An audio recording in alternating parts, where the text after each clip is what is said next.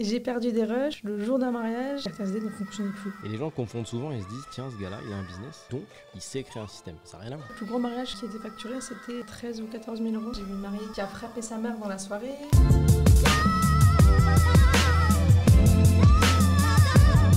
Et bienvenue dans Salarié Provisoire, le podcast qui te donne le cœur de devenir entrepreneur. Encore une fois, un épisode avec une invitée. La première invitée, let's go, à savoir Nejma qui va se faire un plaisir de se présenter. Dis-nous tout. Merci pour l'invitation dans un premier temps. Avec plaisir. Je me présente, je m'appelle Nejma, j'ai 27 ans et ça fait maintenant quasiment 13 ans que j'exerce dans le métier de l'audiovisuel. Métier ô combien compliqué. Absolument tellement compliqué. Très très difficile à scaler pour les gens qui aiment bien un peu la technicité business, puisque tu vises tout le monde, bien souvent. Très souvent. Et donc en business, personne. C'est ça. Donc ça devient compliqué d'enchaîner. Tu vas peut-être nous donner tes petits secrets pour enchaîner la clientèle, mais c'est sûr que c'est pas évident. C'est pas évident. Là, tu as fait 13 ans déjà. Ça va vers 13 ans en novembre. Donc, enfin, non en novembre, mais fin du mois, ça fera 13 ans. T'as quand même, Exactement, t'as ouais. pas lâché. Hein. Non, pas du tout, jamais. T'as fait de la photo au début? J'ai commencé par le graphisme, ensuite j'ai switch sur la photo, Mmh. puis sur la vidéo. Ok. Graphisme, photo, vidéo. Exactement. Et aujourd'hui, je fais les trois, toujours. Je fais Ok. toujours les trois. T'as suivi un peu je rentre directement dans la conversation parce que c'est le concept, mais t'as suivi un petit peu le pan web? T'as vendu un peu de web? À un moment, un petit peu, Ouais. mais vraiment très légèrement. C'était vraiment pas quelque chose que je voulais développer concrètement. Ça t'a jamais botté? Non, pas forcément. Ok. Et en vidéo, puisque je répète souvent dans le podcast qu'il est important, si tu veux, d'avoir... ça dit un truc, le terme proposition de valeur? Ou je vais devoir définir? Non, ça va, je pense qu'on Ça va. Est-ce que dès le début, tu as eu une proposition de valeur ou tu as bossé avec le tout venant? Tout venant. Clairement. Ok. Pendant Ouais. combien de temps? Je pense pendant peut-être les 6 premières années. Ouais, c'est- Certainement, c'est très très long. Tu gardes longtemps, ça. Hein?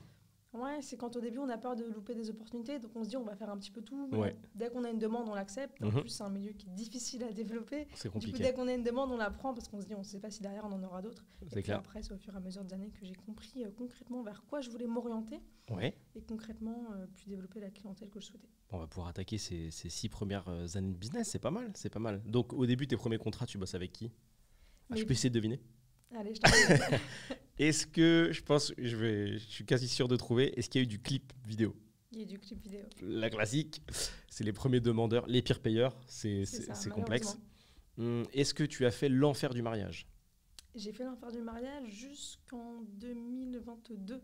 Est-ce que c'est toujours l'enfer le mariage? C'est toujours l'enfer et je compte pas continuer le mariage. Est-ce que pour un vidéaste amateur, tu recommandes?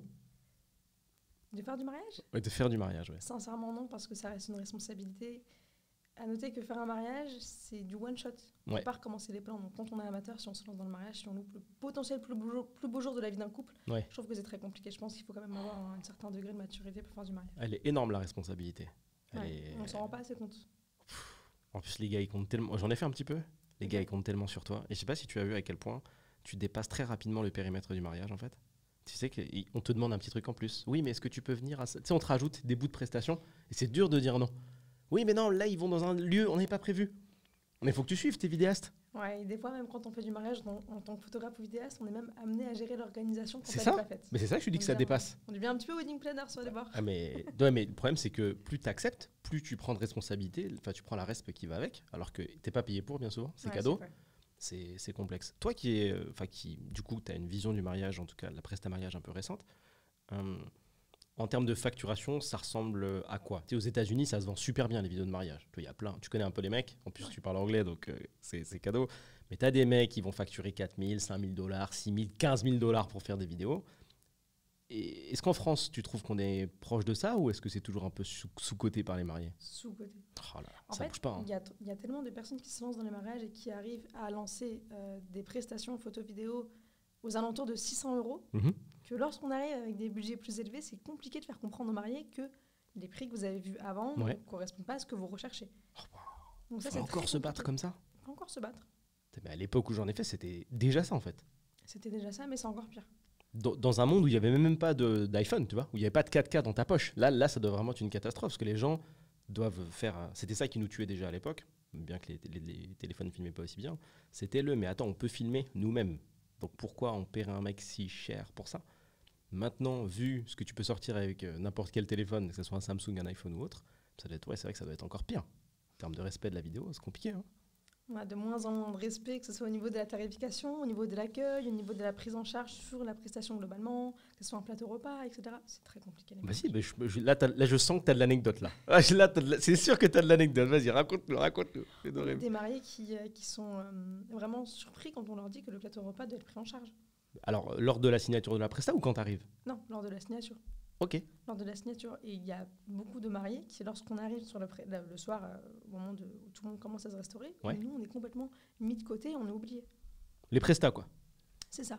Wow. Mais les gens oublient que si on quitte la prestation pour aller se restaurer, on va louper des moments et vous n'aurez pas tout le mariage complet, entre guillemets. Donc c'est très compliqué.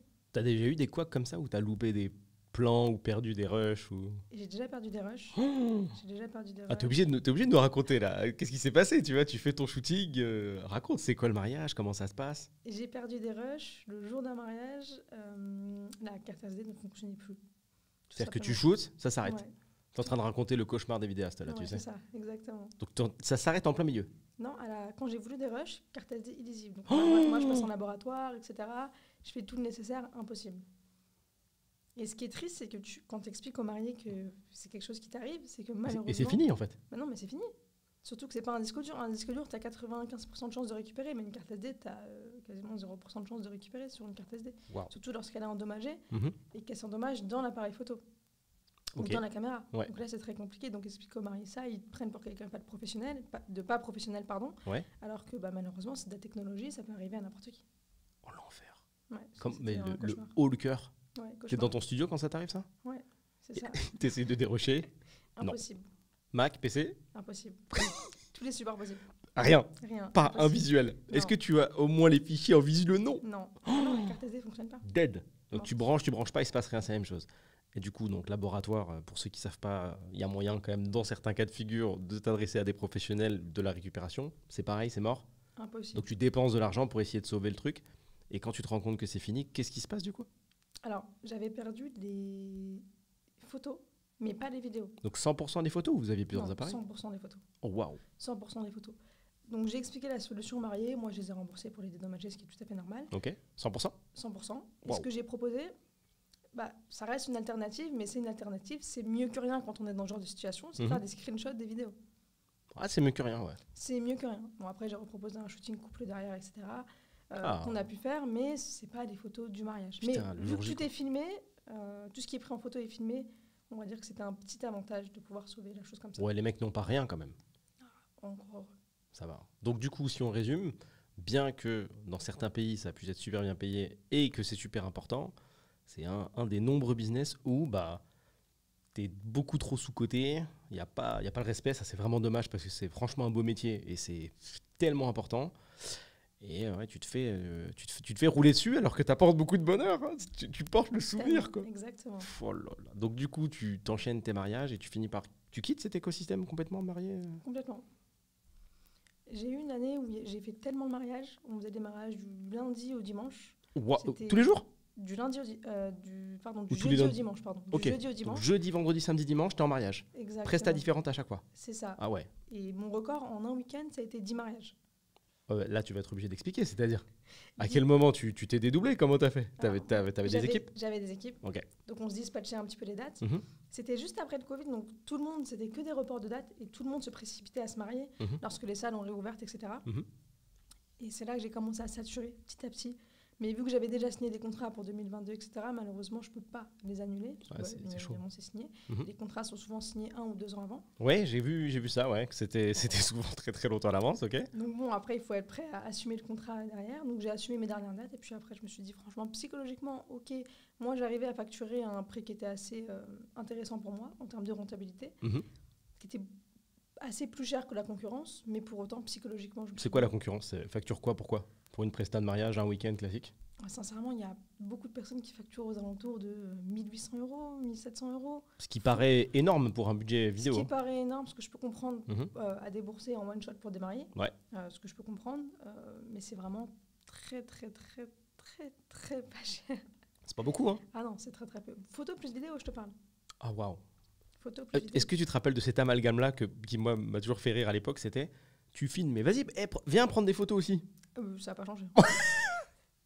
Un classique du manque de respect. Ça n'a pas changé. Attends, est-ce que ton DJ, tu l'appelles, tu dis, viens faire cuire un truc vite fait. C'est pas le même job. C'est fou ça. Ça a vraiment pas bougé. Ouais, non, les gens comprennent pas. Non. Ah, mais après, c'est des caméras qui ressemblent à des appareils photo. Donc c'est pour ça. On peut pardonner. On peut pardonner, mais bon, après, des fois, c'est compliqué d'expliquer quand t'as des invités qui viennent et qui posent devant ta caméra et leur dire je prends pas de photos. Ouais, ils peuvent mal le prendre. J'ai l'impression que dans ce game-là, en tout cas en France, un des meilleurs jobs, finalement, c'est photographe. Comme ça, au moins, c'est fait. C'est arrêté, tu vois. C'est carré. Peut-être, certainement. Peut-être. Je sais pas. Pas sûr. Toi, t'as toujours vendu le double package? En général, ouais. C'est très rare qu'on m'appelle séparément. Parce qu'au moins, quand tu photos... J'ai un pote encore qui fait de la photo de mariage, là. Et il a réussi à... Il a même suivi une formation d'un mec assez connu qui vend des formations sur comment bien vendre son mariage. Vraiment des formations sur tout. Il a suivi le pattern, tu vois. Et ça s'est bien passé parce qu'il fait autre chose. En même temps, il est développeur. Et... quand tu es photographe, au moins, l'avantage, c'est que c'est fixe. On a compris. Tu as un appareil photo, tu fais des photos. Il n'y a pas de vidéo, tu es tranquille. Derrière, en vrai de vrai, c'est dans sa tête. Il veut pas trop déléguer, mais si c'est lui qui étalonne ou quelqu'un d'autre, franchement, même combat. Tu sais, lui, il voit son style dans ses photos, mais les gens, ils ne voient pas. Ils vont juste voir leur famille, c'est tout. Ils ne voient pas la patte, ils ne voient pas si tu as mis un filtre ou autre. Enfin, ils ont zéro vision sur ça. Donc en soi, je pense que si tu veux systématiser, parce que moi, j'aime bien systématiser les business, je pense qu'être photographe, c'est peut-être plus simple. Probablement. Je vous dis comme ça, je ne sais pas du tout. Je sais pas non plus.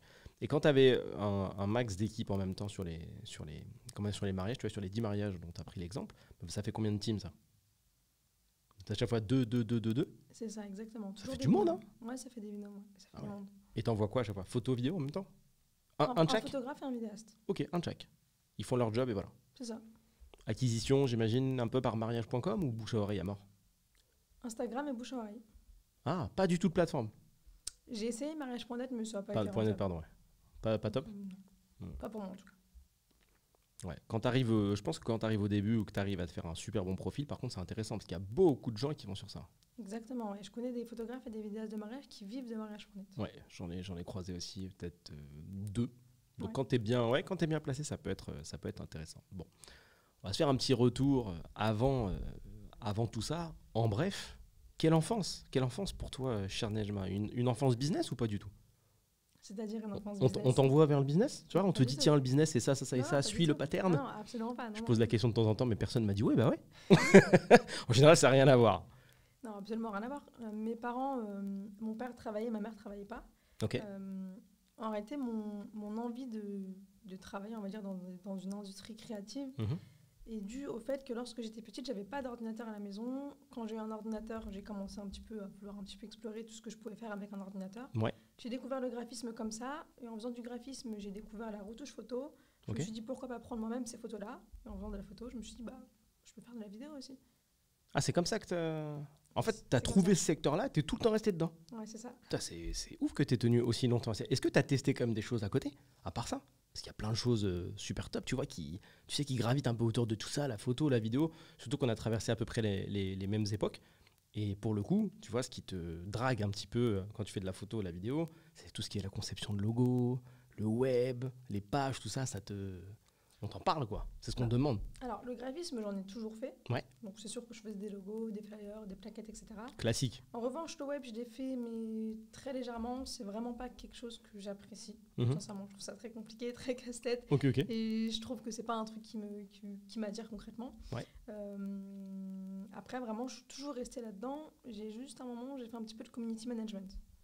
Ah, ok. Pas très longtemps. 2 ans, c'est beaucoup déjà. 2 ans, c'est beaucoup déjà. Pour des gens qui ne comprennent pas forcément les objectifs. C'est beaucoup, ou qui te demandent. Tu as eu les fameuses demandes où en gros, on te demande d'amener le plus d'abonnés en automatique, quoi. Si tu es là, on veut se faire assassiner d'abonnés. On veut que ça tombe à mort. Tu as eu ça aussi? Absolument, au début, ouais. C'est dur de faire comprendre aux gens qu'un community manager, c'est pas... C'est pas magicien? Ouais, c'est ça. C'est pas parce que je m'en occupe que subitement, on va avoir 10K abonnés demain, quoi. Compliqué. En fait, là, tu as enchaîné des trucs qui sont complexes à vendre. En vrai, ouais. Moi, c'est pour ça que j'ai pivoté, tu vois. Et qu'en enchaînant le business, je me suis écarté petit à petit de la presta, en tout cas version créative. Parce que quand tu mets de la créativité dans ce que tu fais, souvent, ça n'a pas de poids dans la balance. Tu vois, ta créativité, c'est toi qui la ressens. Je reprends l'exemple de mon pote là, qui s'embête à faire des étalonnages, donc des retouches photos hyper précises. la personne qui paye en face, elle n'a pas la sensibilité. Tu vois, parfois, je l'ai challengé, je lui dis, vas-y, livre 2 versions, je peux t'assurer qu'ils ne verront pas la diff. Il n'y a que dans ta tête que tu es obligé d'amener une créativité, tu vois. Mais ce petit truc un peu artsy, comme on dit, donc très artistique, c'est pas spécialement détecté, les gens sont pas là pour ça, quoi. Ouais, tout dépend de la sensibilité de chacun, et c'est vrai. Ouais, donc c'est rare, à moins vraiment que tu aies quelqu'un en face de toi qui soit passionné de photos et qui voit la diff. C'est peu de personnes. Tu vois, c'est comme avec la musique. Y a après, je connais pas ton niveau en musique ou ton niveau de kiff avec la musique, mais écouter un vrai groupe, par exemple, ça n'a pas la même saveur que d'écouter un MP3 sur Spotify, tu vois. Mais pour le coup, les gens se ruent pas dans les concerts de jazz, tu vois. C'est pas le focus. On préfère un truc dansant, chantant, un truc sympathique. Donc, l'excellence, entre guillemets, dans une... comment dire, comment je pourrais appeler ça, l'excellence dans une compétence, c'est pas forcément ce qui attire les gens. C'est pas capital. Il y a une petite recherche d'efficacité. Donc, tu t'amènes toi-même vers la créativité parce que tu n'as pas de PC. Exactement. C'est tout. Au niveau des cours, est-ce que tu as un truc à déclarer? Est-ce que tu as suivi beaucoup d'études, pas beaucoup d'études? Comment ça s'est passé pour toi? J'ai suivi un bac pro dans le social. Donc absolument un bac pro dans le social, c'est-à-dire? C'était de l'animation et c'est un bac pro SPVL, service de proximité et vie locale. Donc, ok, c'est un bac pro pour bosser dans le social. Exactement. Ok, d'accord. Exactement. Et juste après ça, j'ai commencé un BTS design graphique. En commençant, première semaine, ils nous mettent un petit stage de multiniveau. Donc, ceux en début de cursus, ceux en fin de cursus. Ok. Et en partageant quelques moments avec ceux en fin de cursus, je me suis rendu compte qu'ils me demandaient comment je savais faire certaines choses. C'est-à-dire sur Photoshop. Ah, il y avait un intérêt pour tes compétences graphiques. Ouais, et c'est là que je me suis dit, mais alors si eux ne savent pas le faire alors qu'ils sont en fin de cursus et que moi je suis autodidacte, qu'est-ce que je fous là? Donc après, j'ai simplement arrêté le BTS parce que ne me servait à rien. Ok. T'as stoppé et t'as arrêté au bout de combien de temps? 1 semaine. Quoi? 1 semaine. Quoi, 1 semaine? T'as fait 1 semaine et t'as arrêté? Ouais, c'est ça. Sur un coup de tête, c'est-à-dire que t'arrives, les gars te posent des questions qui sont d'un trop petit niveau, tu dis oh, vous n'avez pas le niveau et tu pars. En réalité, c'est exactement ce que j'ai fait, surtout que c'était un BTS qui était payant. Ok. Donc on était à environ, je crois, 6 500 € l'année. 6 500? Ouais, ok, d'accord. 6 500 € l'année. Ouais, bon, c'est impressionnant seulement en France, quoi. Si tu arrives des écoles dans les autres pays, bon, ça va en fait, je ne sais pas pourquoi j'ai dit ça. Donc franchement, j'avais pas d'intérêt de continuer, que ce soit payé. Et entre guillemets, pour moi, je perdais mon temps. Ok. Donc, c'est comme ça que tu as jugé le truc, ouais. Ah, c'est ok, ça se défend en fait. Hein. Ça se défend. Et du coup, comment t'enchaînes après, juste derrière? Qu'est-ce qui se passe? Il ne se passe pas forcément grand-chose. Ouais. Je continue à bosser à mon compte, à vendre des prestations, etc. C'est tout, c'était déjà parti? Ouais, c'était déjà parti. C'est ouf, ça a été vraiment seamless pour toi, ça a glissé, c'était la voie naturelle en fait? En réalité, ouais, c'était la voie naturelle. Ouais. Donc, un peu comme moi finalement, t'as pas commencé avec ce qu'on voit un peu partout, tu sais, l'histoire du why là, pour lancer un business. Il vous faut un why. Un pourquoi fort. Je suis pas dans le cliché. Moi non plus, j'en ai pas. Les gens me demandent pourquoi tu as monté 20 trucs différents. Je dis pas parce que c'était bien. C'est tout, je trouvais ça intéressant. Mais j'ai jamais eu cette déterre. Tu te lèves le matin, je dois sauver ma mère, changer ma situation. Pas du tout. Elle m'allait très bien. Claquer tout l'argent du travail, ça m'allait très bien. J'aimais beaucoup cette vie. Dépenser 80% de mon salaire, ne pas avoir de loyer, vivre chez ma mère, c'était bien comme situation. Pas de why. Juste, t'avances et puis voilà. Ok, very nice. Bon, bah écoute, tu ne seras pas l'invité qui a fait Bac plus 6. Peut-être qu'un jour je l'aurai. Mais c'est rare, hein. Je ne sais pas si tu as vu, si tu rencontres souvent des dirigeants, mais c'est rare que les gens fassent des hautes études. Enfin, les gens qui ont des gros business ne font pas souvent de grandes études. Hein. Bon, on va voir si je vais réussir à inverser la tendance. On va voir, avec le temps, trouver un invité qui va me dire « Mais si, c'est capital, j'adorerais, tu vois, avoir ce débat. » Bon, bah très simple, hein. Et donc, tu as ces 6... tu me dis, jusqu'au mariage, c'était un peu ouais, ça, c'était plutôt la fin. Et au début, sur les 6 premières années où tu n'as pas de proposition de valeur, ça ressemble à quoi, du coup, ton quotidien? Ouais, au moins les 6 premières années. Beaucoup de ventes de prestations de graphisme. Je vendais beaucoup de graphisme encore à cette époque. Aujourd'hui, j'en vends beaucoup moins. Mais vu que j'étais connue principalement pour ça, je vendais beaucoup de graphisme. Et vraiment une clientèle en tout genre, principalement des restaurants, des artistes. Des particuliers parfois pour des événements privés. Ok, beaucoup de graphisme, ok. Ouais, et puis après ça a introduit un petit peu la photo à ce moment-là. J'ai commencé à vendre quelques shoots, j'ai commencé par des shootings mode. Ah ouais, que les milieux où en fait tu peux pas anticiper. C'est ouf, t'as fait tous les trucs difficiles en fait. Ok, vas-y, raconte-moi les shootings mode, ça m'intéresse. Les premiers shootings mode que j'ai fait, c'était pour Ok. Je pense pour des agences, je sais pas vraiment le but, mais je pense que c'était plus pour des agences qu'autre chose. Ouais. Donc ça a été les premiers shootings que j'ai vendus. Ensuite, c'était des shootings pour des restaurants, on va dire des fast-food, plus des fast-food que des restaurants. Et ensuite, il y a eu un petit peu de sport. Le sport. Ah, c'est peut-être là qu'on s'est croisés, dans ces eaux-là. Ok. Et d'ailleurs, comment t'es arrivé sur ce créneau-là, sport? Ça, encore une fois, c'était au hasard des opportunités? Je pense que c'était du bouche-à-oreille. Je pense que quelqu'un m'avait recommandé et qu'on Ouais. m'avait appelé. Si je me souviens bien, c'était du bouche-à-oreille. Ok. Donc, ouais, pas de système. T'as fini par mettre en place un système avec le temps? Jamais. Jusqu'à aujourd'hui, j'ai pas de système. Sérieux? Ouais, sérieux. Aïe, aïe, aïe, aïe, aïe, aïe. Ça, c'est un grand sujet, ça. Tu peux faire juste un test micro, voir? Ouais, je t'entends vachement bas. Ah ouais? Ouais, Je me peut-être que rapproche. t'es un petit peu trop loin, mystère. Vas-y. Est-ce que là, c'est bon? Ouais, bon, après, t'as une petite voix, mais. Ouais, c'est bon, vas-y. Ok. Test micro, 1, 2, 1, 2. Ouais, pourtant, tout est bon. Hein. Tout le monde Ok. est content. Ok. Ouais, donc même jusqu'à maintenant, attends, j'ai vraiment un doute, hein. Parce que moi je t'entends, mais je suis pas sûr, j'ai un petit doute. De toute façon, moi les podcasts après je les monte pas, je laisse tout 100%, full. Donc ouais, pourquoi pas de système? J'ai essayé, franchement, j'arrive pas. Ah ouais? J'ai du mal à me structurer concrètement, à me dire, voilà, je vais faire tant d'euros de chiffre d'affaires ce mois-ci, je veux faire obtenir tant de clients. Ouais. J'ai essayé de me fixer des objectifs, j'en ai. Je peux Ok. pas dire que j'en ai pas. Oui, c'est bien sûr, pas bien sûr. mentir. Mais j'ai du mal à mettre en place un système concret avec une stratégie marketing, une stratégie commerciale. Alors que pourtant tu l'as fait pour tellement de boîtes, je crois. Ouais, c'est ça. En fait, je sais faire tellement de choses pour les gens, mais quand c'est pour moi, je sais pas le faire. Ouais, c'est un classique. Le cordonnier mal chaussé, ça c'est un grand classique. Après, à partir du moment où tu as une proposition de valeur, donc tu sais qui tu vises, normalement c'est plus simple de mettre en place un système déjà. Ouais, je pense, ouais. Mais c'est vraiment pas un sujet que je maîtrise concrètement, je pense, en tout cas pas pour moi. J'ai pas ce recul Ouais. par rapport à moi. Mais ça, c'est une vraie expertise, ça. Hein. Ah bah, j'en doute pas. C'est une vraie de vraie expertise. Et les gens confondent souvent et se disent, tiens, ce gars-là, il a un business, donc il sait créer un système. Ça n'a rien à voir. C'est pas parce que tu es bon au piano que tu es un bon prof, tu vois. Ouais, c'est sûr. Moi, je trouve que ça n'a vraiment rien à voir. Et souvent, tu fais l'amalgame, je sais pas, lui, il fait 1, 2, 3 millions par an, donc forcément, il saura donner des conseils. Bah non, tu sais pas comment, tu sais pas d'où il part, tu sais pas, enfin, Absolument, ouais. il te manque tellement d'infos en fait. Donc non, il peut être très nul. Et donc nous, tu vois, si tu veux, on bosse qu'avec des dirigeants, parce que notre travail, c'est de mettre en place des systèmes pour trouver des clients automatiquement, tu vois, chez les dirigeants. Et des boîtes comme ça de fous, qui font des beaux chiffres et qui n'ont pas de système, qu'on est chargé de redresser entre guillemets, hein, bien sûr, en tout cas d'apporter notre savoir-faire. Mais il y en a beaucoup, hein, plus qu'on croit. Et des boîtes qui marchent, jusqu'au moment où elles arrêtent de fonctionner. Parce que quand sur ton marché, il y a quelqu'un qui arrive avec un système, là, ça devient dangereux. Ouais, c'est sûr. Parce qu'il draine, en fait. Ouais, c'est sûr, bah oui, Tu verras. bien sûr. Et toi, avec ton bouche à oreille, là, ça commence à être compliqué, tu vois, de pouvoir challenger.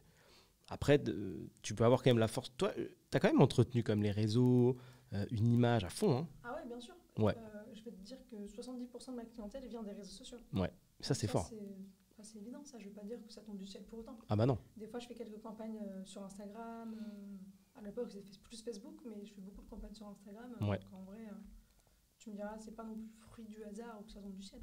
Ça, c'est ouf que tu. En fait, ce qui est magnifique aussi, c'est que tu as commencé à entretenir ça avant qu'on sache que c'était important. Et ça, c'est fort, ça. T'as combien de. Une communauté de combien de personnes là sur Insta pour l'instant? Sur Instagram? Je crois qu'il y a 2000 personnes environ, c'est pas beaucoup. Attends, je regarde, dans le doute. Ouais, c'est pas. C'est quoi ton Insta? N-Design Corp. N-Design, je sais pas pourquoi je tapais ton nom. Alors, faut savoir que je développe la communauté autour du compte de l'entreprise, mais je développe aussi ma communauté. Ouais, c'est ça, et c'est sur ta commu. Et sur ma commu, je crois qu'on est 1003 à peu près. Il y a à faire, hein, parce que moi, tu vois, je suis pas impressionné ou pas impressionné par les gros chiffres. Tu vois, que tu m'aies montré que tu as un compte à 134 000 ou à 3 000. Je sais que quand tu as une communauté engagée, tu vois, mine de rien, tu mets ça là, 2683 personnes dans une pièce, enfin dans une grande pièce, dans une salle, ça fait beaucoup de gens. Ah, ça fait énormément de personnes. Et il y a de quoi en vivre. Bien et c'est quelque chose que je répète souvent, puisque souvent les auditeurs ou les gens vont s'accrocher aux cadors, très boomer comme mot, mais aux grands. Voilà, par exemple, ils vont aller regarder Squeezie, tu vois, et comparer ça. Et dire, tiens, bah, regarde, toi, tu as 2600 personnes, lui, il a 10 millions. Je comprends qu'il en vive et je comprends pas que toi, à mon avis, toi, t'en vis pas du tout. Rien à voir. Rien à voir, absolument. En termes de prestations, ce que tu vends, bah, si t'en vends 10, 15 dans le mois, tu peux largement faire vivre même d'autres personnes. Exactement. Ça suffit largement. Et il y a une question d'engagement aussi. Parce que, je le répète, 2600 83 personnes dans une salle, ça fait beaucoup de monde. Ça fait vraiment un gros mariage. Ça fait un énorme mariage. T'as fait des mariages un peu de ouf? C'est-à-dire? Genre des mariages de fou, tu te dis, waouh, là vraiment, la débauche de trésorerie, quoi. Sincèrement, pas vraiment. Pas spécialement? Non, pas spécialement. Mariage classique? Ouais, mariage classique. J'ai fait des mariages avec des très gros budgets, mais c'était pas forcément la débauche. Non, ça va? Non, Qu'est-ce pas qui avait coûté cher, du coup? la prestation. Tous les prestataires autour? Non, la prestation, moi je te parle de la partie photo-vidéo. Ah, ok. C'est Ouais, toi, je parlais c'est ça, toi qui as ouais. gonflé le budget. Non, moi je te parlais en fait. Est-ce que tu as participé à des mariages qui ont été. Ah non, pas par rapport à ta presta, mais est-ce que tu as participé à des mariages qui étaient vraiment féeriques, quoi? Des trucs énormes? Féerique, pas forcément. Ouais, J'ai participé à presque. des mariages, j'ai eu beaucoup de problèmes. Ah, mais vas-y, mais moi j'adore les anecdotes, mais raconte. T'es pas Ah, obligé de donner non si c'est des vieux trucs. J'en ai plein Bah, par vas-y. rapport au mariage. J'ai vu une mariée qui a frappé sa mère dans la soirée. T'es obligé de détailler ça. Je peux pas te laisser partir avec qui a frappé sa mère dans la soirée. On passe à autre chose. Et explique-moi comment ça se passe. Je veux ressentir l'odeur du mariage, tu vois. Eh ben écoute, c'était pendant la soirée, au moment du henné, il y a une mariée qui refuse que sa propre mère lui mette le henné. Alors, Bah tu explique vois, le concept on est pour ceux qui sur, connaissent pas. Le henné, c'est une tradition, je sais pas, c'est peut-être tradition maghrébine certainement, c'est de mettre un peu de henné dans la paume de la main. Mhm. Je sais même pas si ça symbolise quoi, mais en gros, on va dire que ça symbolise un petit peu le fait que tu es marié. Ouais, l'idée c'est de dessiner. Ouais, c'est Enfin, ça. non, c'est même pas un dessin là. On parle Non, vraiment c'est du rond juste là. un rond, ouais. Ouais. Ouais, c'est juste un rond. Mhm.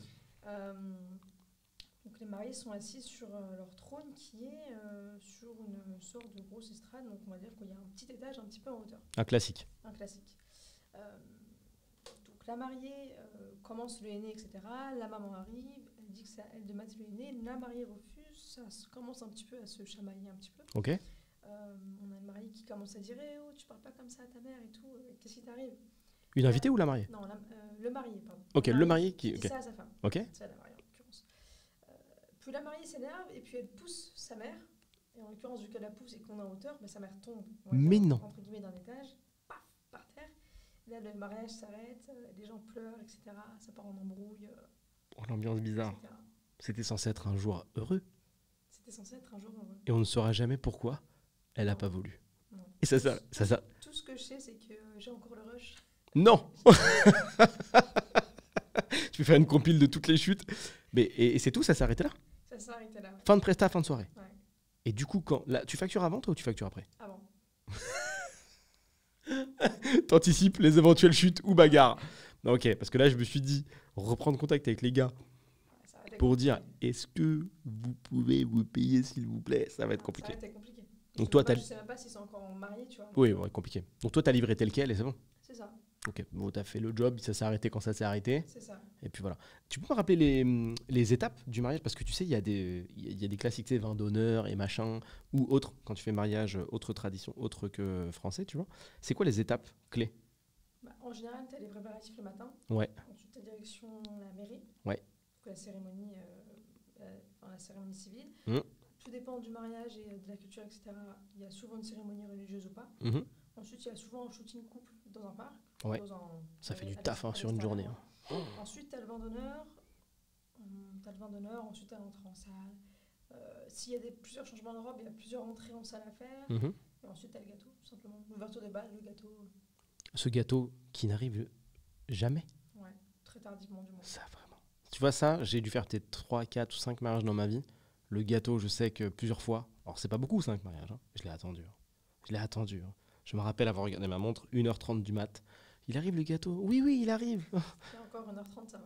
Oh là là, c'est long. Non, mais moi, j'aime bien me coucher à 21h45, tu vois. Donc, pour moi, Je m'en fichais, mais aujourd'hui, moi aussi, j'aime bien dormir tôt. tu vois, donc 1h30 à attendre dans une salle et Ouais, tu c'est long. connais soit peu, soit pas de personnes. Oh, c'est long. C'est long. Pour un C'est gâteau long. claqué, personne n'a envie de le manger. Ils ont juste envie de rentrer chez eux. Oh non, c'est l'enfer. C'est l'enfer. Ça, je trouve que dans ces prestations-là, il y a plein de trucs qui sont positifs. On va en parler après parce qu'on parle beaucoup du négatif. Mais ça, là, je trouve que c'est un des pires trucs de devoir en plus se coucher tard. Je suis d'accord, ça te dérègle, etc. Franchement, c'est dur. À mort. Et après, tu te tapes aussi la mission. Je sais pas si tu l'as déjà eu. On te dit, ah, t'es en voiture? Et tu ramènes toi aussi des gens. Non, ça, par contre, moi, Ça t'est jamais arrivé? On m'a demandé, mais moi, je refuse. T'as vu? Ouais. Tu vois, on a vécu les mêmes trucs sur ça. On tente de le placer. Moi, j'ai ramené du DJ. C'est vrai. Ah ouais? C'est qui n'avait rien à voir avec. Et je me tape Ah, tout le je suis truc pas dans le d'accord. coffre. Tu tapes tout le truc dans le coffre. Tu sais, les énormes enceintes et tout, t'abîmes ta voiture, laisse tomber. 2h du mat, 2h30 du mat, t'es en train de décharger un DJ. Horrible. Ouais, franchement, ça le souvenir. Ça le souvenir mal payé. Mais bon, parlons des points positifs. Donne-nous les points positifs quand même de la presse d'un mariage. Il y a des trucs bien. Sincèrement, je pense que le point le plus positif dans un mariage, c'est la reconnaissance des mariés. Après livraison, lorsqu'ils ont regardé leurs photos et leurs films, et que là, ils se rendent compte que ouais, ils ont un petit peu attendu, oui, c'était long, et que là, ils se rendent compte qu'ils en ont eu vraiment pour leur argent. Ils sont vraiment heureux de revisionner leur mariage et qu'ils sont émus. Ça, je pense que il n'y a pas de meilleure satisfaction, je pense. Très stylé. Franchement, ça, c'est très stylé. En fait, une fois que c'est passé, que le stress du mariage est passé, c'est OK. Hein. C'est OK. Tu sais que, pour le coup, aux États-Unis, il y a un terme pour définir les femmes le jour du mariage. Genre, la mariée, c'est bridezilla. Ah, c'est vrai, je te jure, c'est un mélange entre bride, donc la mariée, quoi, et Godzilla. Sérieux? Ouais, parce que le jour J, ça peut tellement être une boule de nerfs et de stress vécu que voilà, il y a un terme et tout. Faire attention au bridezilla. Et ça, c'était un conseil justement j'avais regardé les conseils d'un mec qui faisait ça déjà à l'époque, et c'est ce qu'il expliquait. Il dit ouais, essayez de pas trop. Faut shooter la mariée, c'est cool, mais rentrez pas trop dans leur regard, sinon vous allez vous retrouver à servir des petits fours, quoi. Ça, t'as vite fait de pivoter alors que c'est pas le focus. Ok, parfait. Bon bah du coup, facile, hein. T'as focus and design, t'as trouvé ton nom à l'époque. Est-ce qu'il a bougé un jour? Non. Toi, t'es stable, hein? Jamais. Attends, mais laisse tomber. Moi, j'ai fait quand même truc. En réalité, j'ai essayé de lancer plusieurs side projects, donc plusieurs projets à côté. Ok. À chaque fois, je commençais, ça me saoulait, j'arrêtais, je commençais, ça me saoulait. T'as fait quoi à côté, par exemple? Alors, une fois, j'ai eu la merveilleuse idée, parce que je pensais que c'était une merveilleuse idée. Ouais, mais c'est toujours une merveilleuse idée quand c'est dans ta tête. Ouais, c'est toujours une merveilleuse idée. Mais en réalité, c'était grave une mauvaise idée. C'était de lancer ma propre concurrence. Donc, j'avais lancé une autre agence, entre guillemets, de com. Ouais. Mais personne ne savait que c'était moi. C'est quoi? Bon, il va falloir que tu m'expliques. Lancer ta propre concurrence. Ouais, c'est ça. J'avais trouvé C'est machiavélique. Ouais, mais je suis curieux de voir. Ouais. C'est très machiavélique et je suis curieux de voir. J'avais créé une autre identité. Ouais. Une identité de marque, bien évidemment. Et je vendais des prestations photo-vidéo, du community management aussi à ce moment-là. Ouais. Donc pareil en soi. Pareil, mais c'était ma propre concurrence. Ouais. Ça, dans un monde où les gens font des études de marché poussées, pourquoi pas, mais là, c'est non en fait. Ouais, c'est non. Ouais. Je fais ça quelques mois et après stop, je me suis dit, mais en vrai, t'es complètement taré. Mais comment tu t'es. Je comprends même pas pourquoi c'eût été une bonne idée à un moment en fait. C'était quoi le chemin parfait dans ta tête? Comment c'était censé se passer? Le chemin parfait? Ouais. Je pensais à Pepsi Coca. Ah ouais, c'est pas le même monde. Ouais, non, c'est pas le même monde. C'est pas le même monde. Mais tu sais quoi? La mine de rien, vu que je communiquais pas de la même manière, j'arrivais à attirer des clients qui habituellement j'attirais pas. Ouais. Donc c'était intéressant. Mais t'apprends toujours de toute façon. C'est intéressant, mais en vrai, c'est vraiment du travail en plus et ça sert strictement à rien. Pas si, parce que t'as appris. Oui. T'es obligé. Je trouve qu'il faut pas. Tu ne peux pas regretter ce qui fait toi d'aujourd'hui, c'est ce que tu as vécu. Donc c'est même si effectivement ça n'a pas marché comme tu voulais, bon, ça t'a quand même montré des choses. Et en plus, ça t'a permis de refaire un truc que tu faisais déjà, donc de le faire plus vite. Et puis de te montrer qu'on pouvait attirer d'autres types de personnes, c'est bien aussi, quoi. C'est vrai. C'est pas plus mal. Est-ce que vas-y, continue dans tes idées, des enfers. Mais en réalité, c'était ma plus grosse idée, on va dire la plus nulle, concrètement. Bah non. J'en ai pas eu d'autres, j'ai pas fait. C'est tout. J'ai pas fait grand chose. Donc beaucoup de créativité en fait, peut-être dans la vidéo. Ouais. Sur le montage ou sur la vision. Sur la vision des plans. Où est-ce que tu t'estimes la plus créative d'ailleurs? Plutôt sur la vision des plans, sur le montage, tu vas amener quelque chose, tu te positionnes où? Franchement, je sais pas du tout. En vrai, ça va dépendre du projet. Il y a des projets, je vais être plus créatif sur le montage, il y a des projets, je vais être plus créatif sur quand bien même la préparation du tournage, donc le script, donc sur la réa au sens propre du terme. Ok. Et pas forcément sur les prises de vue, etc. Ça dépend vraiment. Ok. Pas forcément dans la prise de vue créative. Ok. Et ce end design pour toi, ça va durer encore? Ça dure, t'as envie et c'est ok? C'est ok. Et tu en vis depuis maintenant? J'en vis depuis. J'en ai toujours vécu. 13 ans. Ouais, j'en ai toujours vécu en soi. Ça, par contre, petite prouesse, je trouve, parce que rester quand même sur le même projet, pas lâcher, même si t'as tenté ton agence machiavélique, Saïd, t'es vraiment resté sur le même projet. Ça, c'est super rare d'avoir fait un truc. Ouais, c'est vrai. À quel moment parce que t'as pris tes propres bureaux au bout d'un moment, à quel moment t'as pris tes propres bureaux, tu vois? Bah écoute, tu sais que lorsque j'ai commencé mes premières années, j'essaie chaque année de noter sur une feuille, sur un petit carnet, mes objectifs. Ce carnet, jusqu'à aujourd'hui, je l'ai gardé. Donc, de temps à autre, je le refeuille. Ok, ton carnet de l'époque. Ouais, je l'ai tu mets à jour ou c'est juste à l'époque? Non, je le mets à jour. Ok. Je le mets à jour. Donc j'aime bien regarder le avant-après. Ok. Et je sais que j'avais noté au tout départ acquérir des bureaux. Donc, Ok. ça a toujours été un de mes objectifs. Je ne sais pas pourquoi, j'ai toujours voulu avoir mes propres bureaux, etc. Avoir mon équipe. Et si je dis pas de bêtises, j'ai eu mes propres bureaux en 2018. Ok. 2018, petit 20 mètres carrés. J'étais solo dedans, mais j'étais super contente. C'était Ouais. un gros accomplissement. Ça fait du bien, ça, hein, d'avoir son Ouais. propre truc. Hein. Ouais. Ça matérialise un petit peu. Ouais, c'est ça. C'est vrai que ça, c'est stylé. Tu as fait faire ton logo en physique. Ouais, c'est ça. Ça, c'est tu connais, hein. Ça, c'est quelque chose. Hein. Quand Ouais, tu le c'est reçois, ouais. tu te dis waouh. Tu dis c'est vrai, quoi. Ouais. Tout est cristallisé dedans, quoi. Tu l'as en physique, il est là, tu le mets sur ton mur, tu dis voilà, c'est vrai. moi. C'est une- Et je vais mettre l'autre à côté de la boîte machiavélique. On va faire concurrence comme ça, comme Pepsi et Coca. Non, mais en soi, je reviens rapidement sur ça. Je comprends exactement ce que tu as essayé de faire. Mais effectivement, en termes d'échelle, les gens sont pas aussi précis que ça. Donc, ça peut pas marcher. Tu as oublié la petite variable qui dit boissons les plus consommées du monde. Il manquait juste ça, tu vois. C'était quasiment bon. Ok, donc tu continues tranquillement. Tu commences à te staffer aussi, à prendre des gens, parce que tu n'es pas resté solo toute la vie, pour le coup. Ouais. J'ai commencé à prendre des gens à partir du moment où j'ai commencé à faire des tournages un petit peu plus sérieux, Ouais. un petit peu plus cadrés, où je me suis rendu compte qu'il fallait gérer le son, il fallait gérer la lumière, tu Ouais. peux pas tout faire en même temps. Donc c'est à partir de là que j'ai commencé à former une petite équipe, et c'était vraiment une équipe formée à partir de... C'était dans mon cercle, en fait, c'était des amis. Je m'en doutais. Parce que j'allais te poser la question juste après. C'était pas forcément des professionnels. Non, Ça a fait le job. ça a fait le job. Ouais. Parce que tout s'apprend, hein, mine de rien. Ça prend. Puis quand il faut pas faire 15 choses à la fois, c'est ok. Hein. Ouais, en vrai, il n'y a pas de souci. Tant que chacun fait son job, il n'y a pas de souci. Le cadreur, il cadre. Il suffit juste de mettre la personne dans le cadre. Tu peux lui apprendre un peu les proportions. Normalement, il devrait s'en sortir. Moi, j'étais toujours la cadreuse en Ah, soi. tu cadrais? Je cadrais Ok, toujours. tu cadrais toujours. C'était la sécurité, on va dire. Ouais, c'est vrai, t'as pas tort. Ouais. Ouais, C'est vrai que le cadre, ça peut être vite compliqué. Mais ça s'apprend aussi, tu vois. Alors là, même nous, on a mis la grille là avant de. Enfin, la grille sur. Bref. On a mis une grille sur l'image pour essayer d'être bien cadré. Donc, c'est des petites techniques, ça s'appprend, ça va. Tu dis à la personne, ouais, la tête doit être en face de la ligne. Alors, il y a possibilité quand tu fais de la vidéo avec certains appareils de faire apparaître une grille en fait par-dessus ton image et puis de cadrer, donc de garder la personne à un endroit spécifique de cette grille. Voilà, tu le vises quoi, comme si tu avais une arme entre guillemets. Hop, ça te permet d'être cohérent dans les plans que tu prends. Ok. Donc tu avais un gars pour le son par exemple. Par exemple, ouais, c'était ça. Ouais. Quand tu dis que tu cadrais, est-ce que vraiment tu découpais les métiers? Toi tu cadrais et tu avais un mec au focus pour que ce soit flou ou pas du tout? Non, Peut-être pas quand même. Non. Bon, non, c'est pas la peine. Tu sais quoi, là, j'ai eu un flash, ça m'a rappelé, et je crois qu'à cette époque, j'ai vu peut-être une partie de ton équipe, et de souvenir, je sais que tu avais le Ronin. Tu sais, le Ronin, le gros Ronin, là. Ouais, le gros stabilisateur. J'ai cette image de toi avec un casque aussi. Je t'ai vu avec un casque de Réal à un moment. Je sais pas si c'était le même jour. Mais en tout cas, je t'ai vu avec ce fameux Ronin, et je savais que dans mes contacts, il y avait au moins une personne qui l'avait, que c'était toi. Ouais, il venait de sortir à cette époque. Ouais, et t'étais contente de l'avoir. Hein. Ah, ouais. C'était un vrai truc à l'époque. Hein. Tu te rappelles le temps pour le calibrer? Ça prend du temps, il fallait prévoir une demi-heure. Putain. Juste pour. Alors que maintenant on a des téléphones, Ouais. pas de stabilisateur, et l'image C'est est ça. ok. C'est quand même impressionnant, tu vois. Ouais. Il y a une évolution, toi qui est passé par tous les stabilisateurs du marché.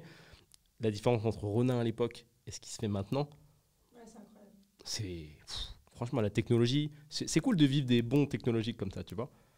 J'ai reçu il y a pas longtemps mon oncle pour le coup, qui a traversé, tu sais, il a fait année, il est à la retraite et il a expliqué toutes ses années de taf en fait. Tu vois, je trouvais ça marrant dans Salarié Provisoire d'inviter quelqu'un, pas parce qu'il avait monté un business, mais justement parce que Salarié Provisoire, parce qu'il avait terminé en fait. Donc c'était terminé, il a fait ses 60 ans. Et du coup, il a vécu, tu sais, les années 80. Ouais. Il a encore en vie maintenant, bien évidemment, c'est pour ça que j'ai pu l'inviter. Et c'est ouf, tu vois, tu vis quand même des bons technologiques de dingue. Donc il a raconté ce moment où tu es en mode machine à écrire, il n'y a pas d'écran, versus l'iPhone 16, tu vois. Et ça fait plaisir. C'est impressionnant, dit comme ça. Ouais. Tu sais, tu traverses toutes les époques. Alors que là, par exemple, si tu nais, je vais donner des dates, mais si tu nais en 2020, entre 2020 et 2030, il n'y a pas d'aussi gros bond technologique que la 2D et la 3D, tu vois. Il y a quand même un moment une saturation technique. Tu vois, ça se voit même par exemple par rapport aux jeux vidéo. L'écart entre les consoles d'il y a 30 ans, enfin les consoles des années 80 ou une console de 2024 est énorme. Mais 2025, 2026 ou 2025, 2032, on va pas tomber par terre, ça y est. On est proche de la réalité, on peut pas... l'étape d'après, on peut les toucher les gens? Non, on arrive à un moment où bon, c'est bon, on y est. Donc c'est trop cool de parler avec quelqu'un, tu vois, qui a tout ce recul et qui t'explique un peu comment il voit les choses. Et je l'ai invité aussi parce qu'il a investi au Rwanda. Il a pivoté un petit peu sur l'investissement, donc c'est super.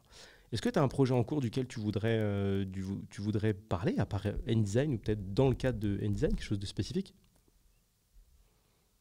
Sincèrement, pas spécialement. Bah alors, raconte-nous des trucs, fais-nous rêver. Qu'est-ce qui t'anime aujourd'hui? Qu'est-ce qui te fait rêver? T'as forcément quelque chose.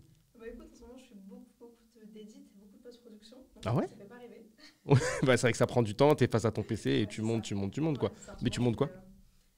je monte beaucoup de conférences. Ah bon? Tu shootes qui en Alors, conférence? c'est pas moi qui les shoot. Moi, Ah, je récupère des images et je fais des récaps de 2-3 minutes. Donc là, c'est ce qui me prend un temps assez considérable. ok. Là, par exemple, là, je viens de quasi clôturer un projet de 10 ans de conférence. Quoi? 10 ans de conf? 10 Ça fait... ans de conf condensé en 3 minutes, c'était un sacré boulot, tu vois. Mais attends, mais en termes de gigas, ça ressemble à quoi 10 ans de conférence? Bon, j'ai pas reçu les vidéos en meilleure qualité. Ouais, bah il y a tout, 10 ans. T'as forcément pas de la 4K, hein. Ouais, je sais pas combien il pèse mon dossier, mais peut-être 300, 500 gigas, peut-être. Et on t'a demandé de faire un récap de 3 mines. Ouais, c'est Comment ça. tu choisis là? Parce que Écoute, des punchlines, il doit y en avoir pas mal en 10 ans. Hein. Ouais, c'est compliqué, mais j'ai essayé de restructurer des phrases avec des mots par-ci par-là, Mhm. de différentes conférences, Ok. pour en créer un fil conducteur, on va dire un speech cohérent. Oh, c'est Ouais, stylé! stylé. T'as retracé! Ouais, c'est stylé, mais c'était très très long. Ah, Parce que, wow. il faut regarder les conférences, il faut prendre des notes, il faut trier, déjà, faut trouver la bonne idée de comment tu vas monter la chose. Non, mais le travail, il est titanesque. Ouais, c'est titanesque. Ouais. Là, ta vidéo de 3 minutes, c'est un court-métrage, là. Et Donc, je bosse t'as... dessus depuis juillet, donc ouais, c'est Oh, titanesque. t'as mis combien de temps, du coup? Août, septembre, octobre, novembre... Ouais, quasiment 3-4 mois, quoi. Ouais. Donc, t'as regardé les conférences? Ouais, c'est ça.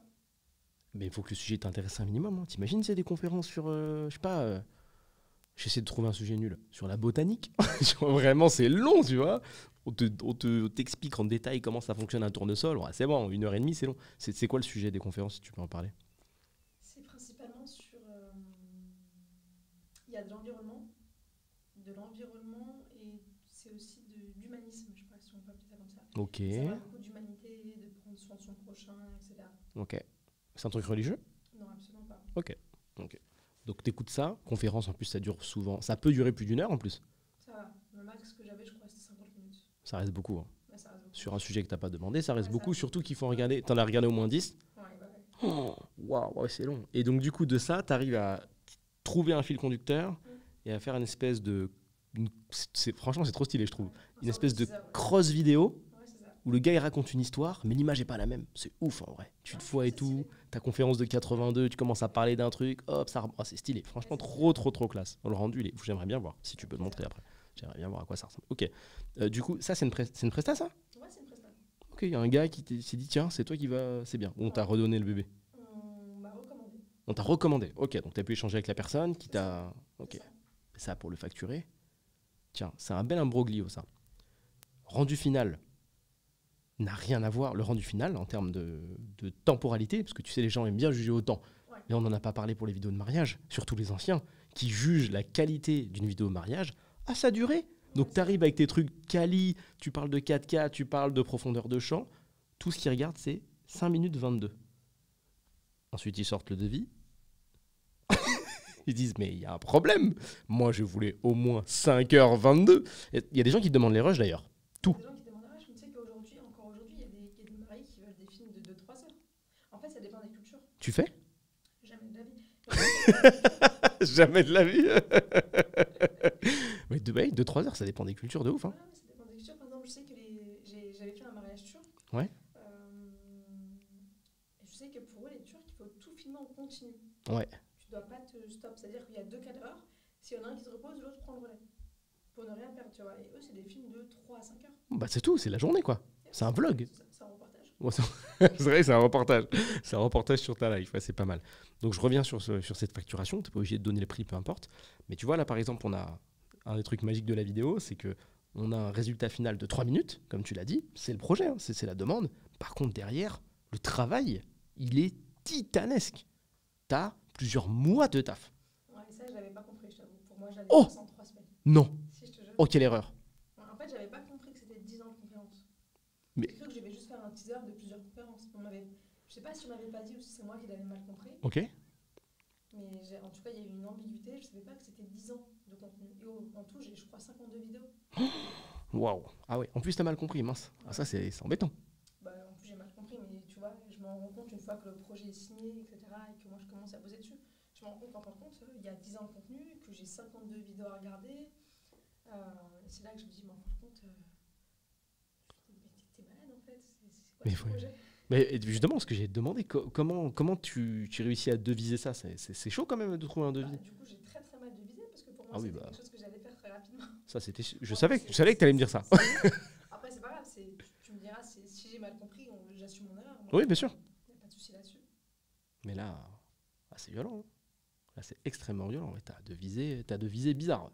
Ouais, effectivement. Putain, toute la conf. C'est énorme. Mais moi, je trouve ça quand même assez ouf que un gars arrive à avoir 10 ans de conf.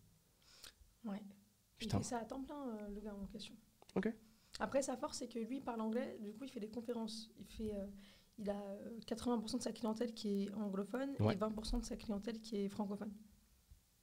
80% anglais. Mais toi, tu préfères quoi? En plus, tu t'es tapé des confs en anglais? Ouais, j'ai du switch de langue des fois en post-prod. Ouais, Ah, et c'est un vrai retrait. délire. Ouais, c'est un délire. C'est un vrai délire. Là, ce que t'as fait, c'est c'est une prouesse. Et bah, du coup, comme tu l'as pas facturé comme ça, donne-nous le bon prix pour toi pour ça. Maintenant que t'as fini, il y a un autre gars qui sonne.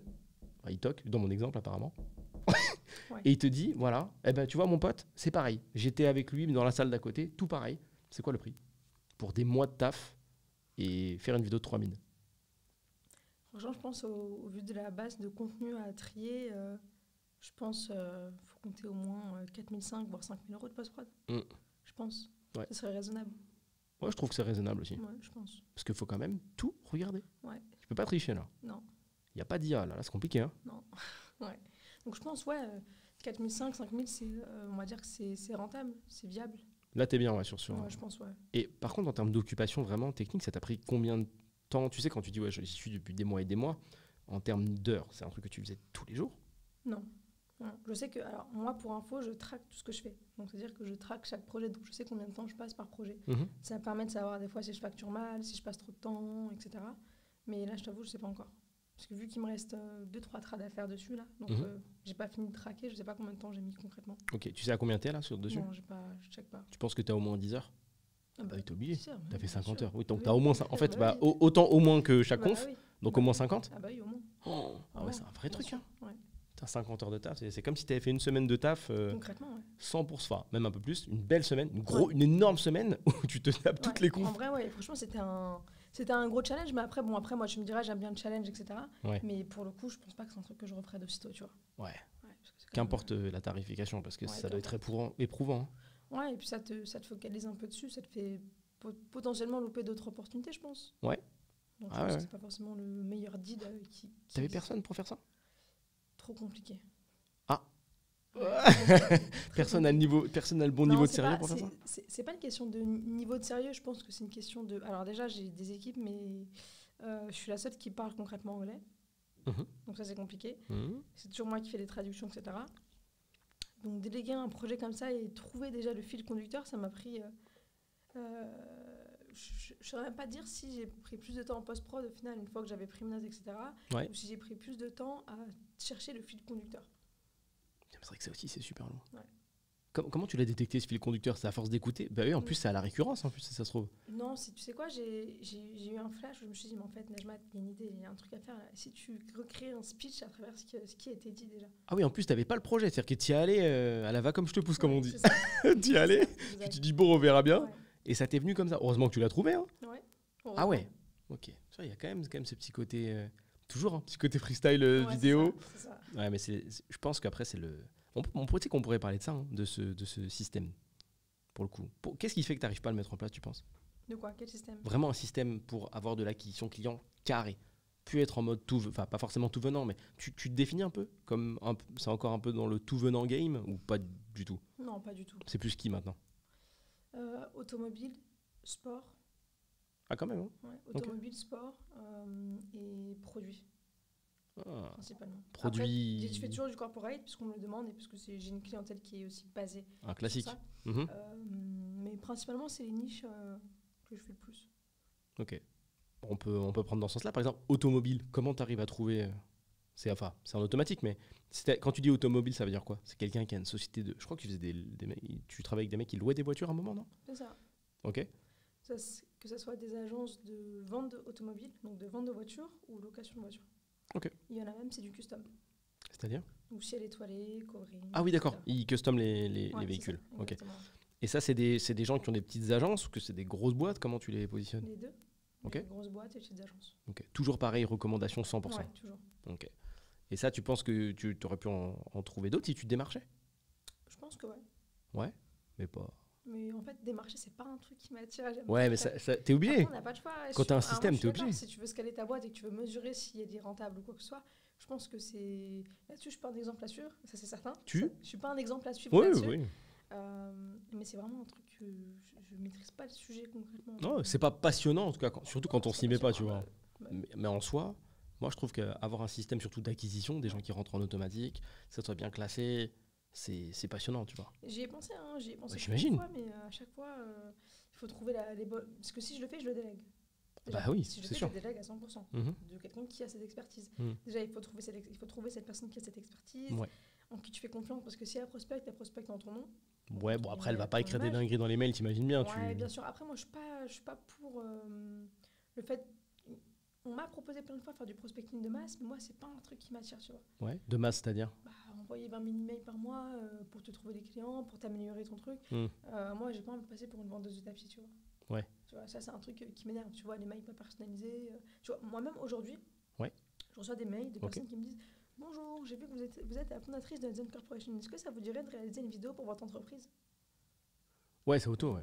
Tu n'as pas tapé à la bonne porte. Je fais moi-même des vidéos, tu me proposes de me faire une vidéo pour ma boîte, tu vois. Ouais. Ça a pas de sens, tu vois. Ouais, je vois. Ça, c'est vraiment un truc que j'ai pas envie de faire. Mais en soi, tu vois, moi, tu sais que moi, c'est un sujet que j'ai déjà échangé sur ça avec d'autres dirigeants.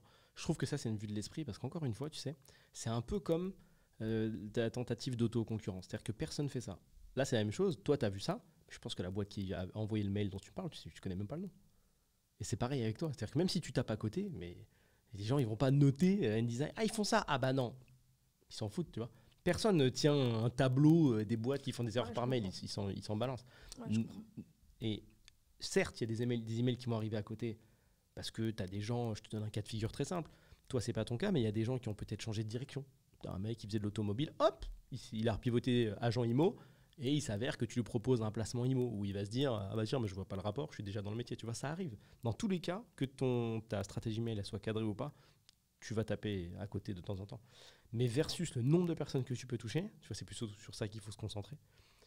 C'est super intéressant parce que si tu as un taux de conversion, parce que nous, de temps en temps, on fait quand même des campagnes mail, si tu as un taux de conversion, tu vois, nous, en ouverture, on arrive à avoir des trucs genre 50%. Sur 20 000 mails, ça fait beaucoup quand même.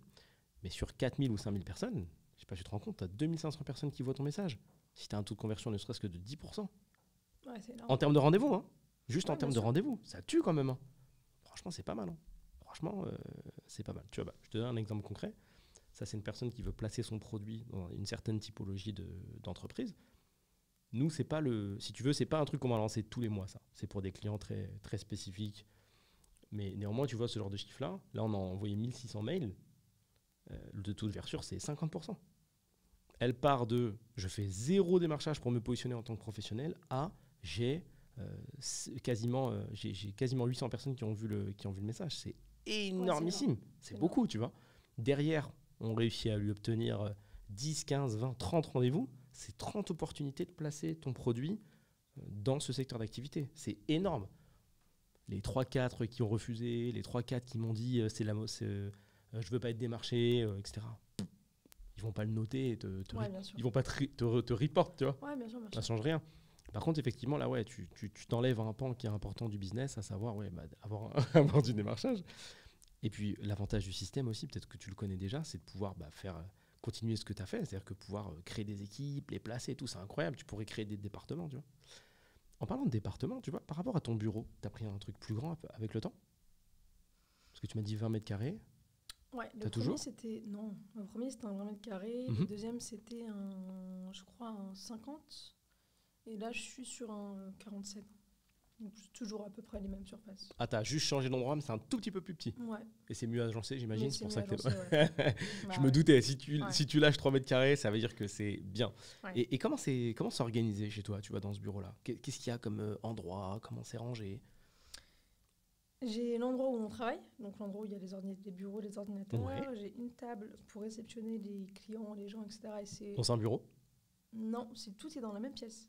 Ah, donc on imagine quoi? Un rectangle? Ouais, on va dire ça comme ça. Ok. On va dire qu'à droite, tu as les bureaux. Enfin, à gauche, plutôt, tu as les bureaux. Bureau des gens qui bossent avec toi? C'est ça. Donc c'est un grand open space en fait finalement. Moi, on peut dire ça comme ça. Ok. À droite, tu as une table pour réceptionner les gens. Ou des fois, je fais des tournages. J'enregistre des fois quelques podcasts, etc. Mhm. J'ai un espace de rangement, matos, etc. Très classique, hein, bien évidemment. Un énorme kiff installer ça aussi. Tu peux en parler. Tu ranges tes petits trucs, la bonne boîte Ouais, c'est dans le bon truc. Ouais, ça c'est aussi, ça reste un plaisir. de Satisfaisant. toujours Ouais, ranger satisfaisant. ses affaires, ça tue. Ok. Et T'as puis ça. après, j'ai un espace café, détente, il y a la cafette, etc. Mhm. Est-ce que Donc tu as un voilà. truc un peu marrant, tu sais, genre le petit truc en plus, hop, nous on a mis un flipper parce que les gens aiment bien ça. T'as un petit truc de jeu ou de divertissement Alors spécifique? non, absolument pas. J'ai un truc spécifique, mais c'est de la décoration. J'ai une cabine téléphonique. C'est cool, j'adore. Tu vois, il y a toujours ça, Ouais. un objet, ça dépend du dirigeant, tu vois, qui choisit. C'est quoi, c'est une cabine téléphonique de Londres? Ouais, c'est ça. Et c'est une vraie? Bah non. Bah non, on sait jamais. Je crois Ah qu'il y en a, non. il y en a encore à Londres ou pas? Ou elles étaient enlevées? Non, il y en a encore, il y en a très peu. Il y mais en a peu, hein. Ouais, il y en a très peu, mais il y en a encore. Il y en a quelques-unes encore. Ta cabine téléphonique qui nous amène sur une transition parfaite que tu vois venir. Et oui, tu es obligé de nous expliquer comment on retrouve Nejma à Londres en fait. Je vois pas le rapport. Rappelle-moi les bureaux, c'était dans quelle ville là? En Ile-de-France, il me semble. Massy. À Massy. Comment on fait un 91. Massy Londres? Qu'est-ce que tu fais là-bas? Comment? C'est une bonne question. Non, en vrai, c'est J'ai une bonne l'impression que tu es spectatrice Non, en de vrai, ta vie c'est- si tu découvres. Eh oui, c'est vrai, je sais Ça, c'est pas. une bonne question. En réalité, ça part du fait que j'ai une clientèle qui est beaucoup anglophone. Oh. J'ai une clientèle anglophone Donc depuis la France. depuis la France. Et comment elle t'a trouvé du coup? Parce que tes communications elles sont en French. Ok. Non, pas forcément. Non, Sérieux? non ouais, j'avais fait exprès de commencer à communiquer. À un moment, je me suis dit que j'allais commencer à communiquer en anglais. En fait, j'ai eu Ok. deux, trois premiers clients anglophones Ouais. où j'ai vraiment apprécié et j'ai trouvé que la vision des choses à chaque fois que je bossais avec des anglophones était trop différente et largement plus agréable. Le mindset. Ouais. Et c'est là que tu dis, ah la France hein, quand même. Hein. Ouais. Et je me suis dit, bah, en fait, c'est hyper intéressant. J'aime bien cette mentalité-là. J'ai envie de switch vers cette clientèle-là. Donc, je me suis dit, bah, vas-y, je vais commencer à communiquer en anglais. Moi, je parle anglais, donc il n'y a pas de souci là-dessus. Donc, je commence à communiquer en anglais. Ça m'ouvre des opportunités, ou dans le sens où un tel parle de moi, quelqu'un qui parle en anglais, on m'appelle pour un événement, je commence à faire un event, une conf, machin en anglais, etc. Et puis après, je développe on va dire, un petit portefeuille de clients sur Londres, déjà, principalement. Et sauf qu'on me fait entre guillemets un petit peu le reproche de me dire ouais mais la boîte elle est française, nanana, nous on a besoin de ci, ça, machin, telle info qu'une boîte française n'a pas. Ok.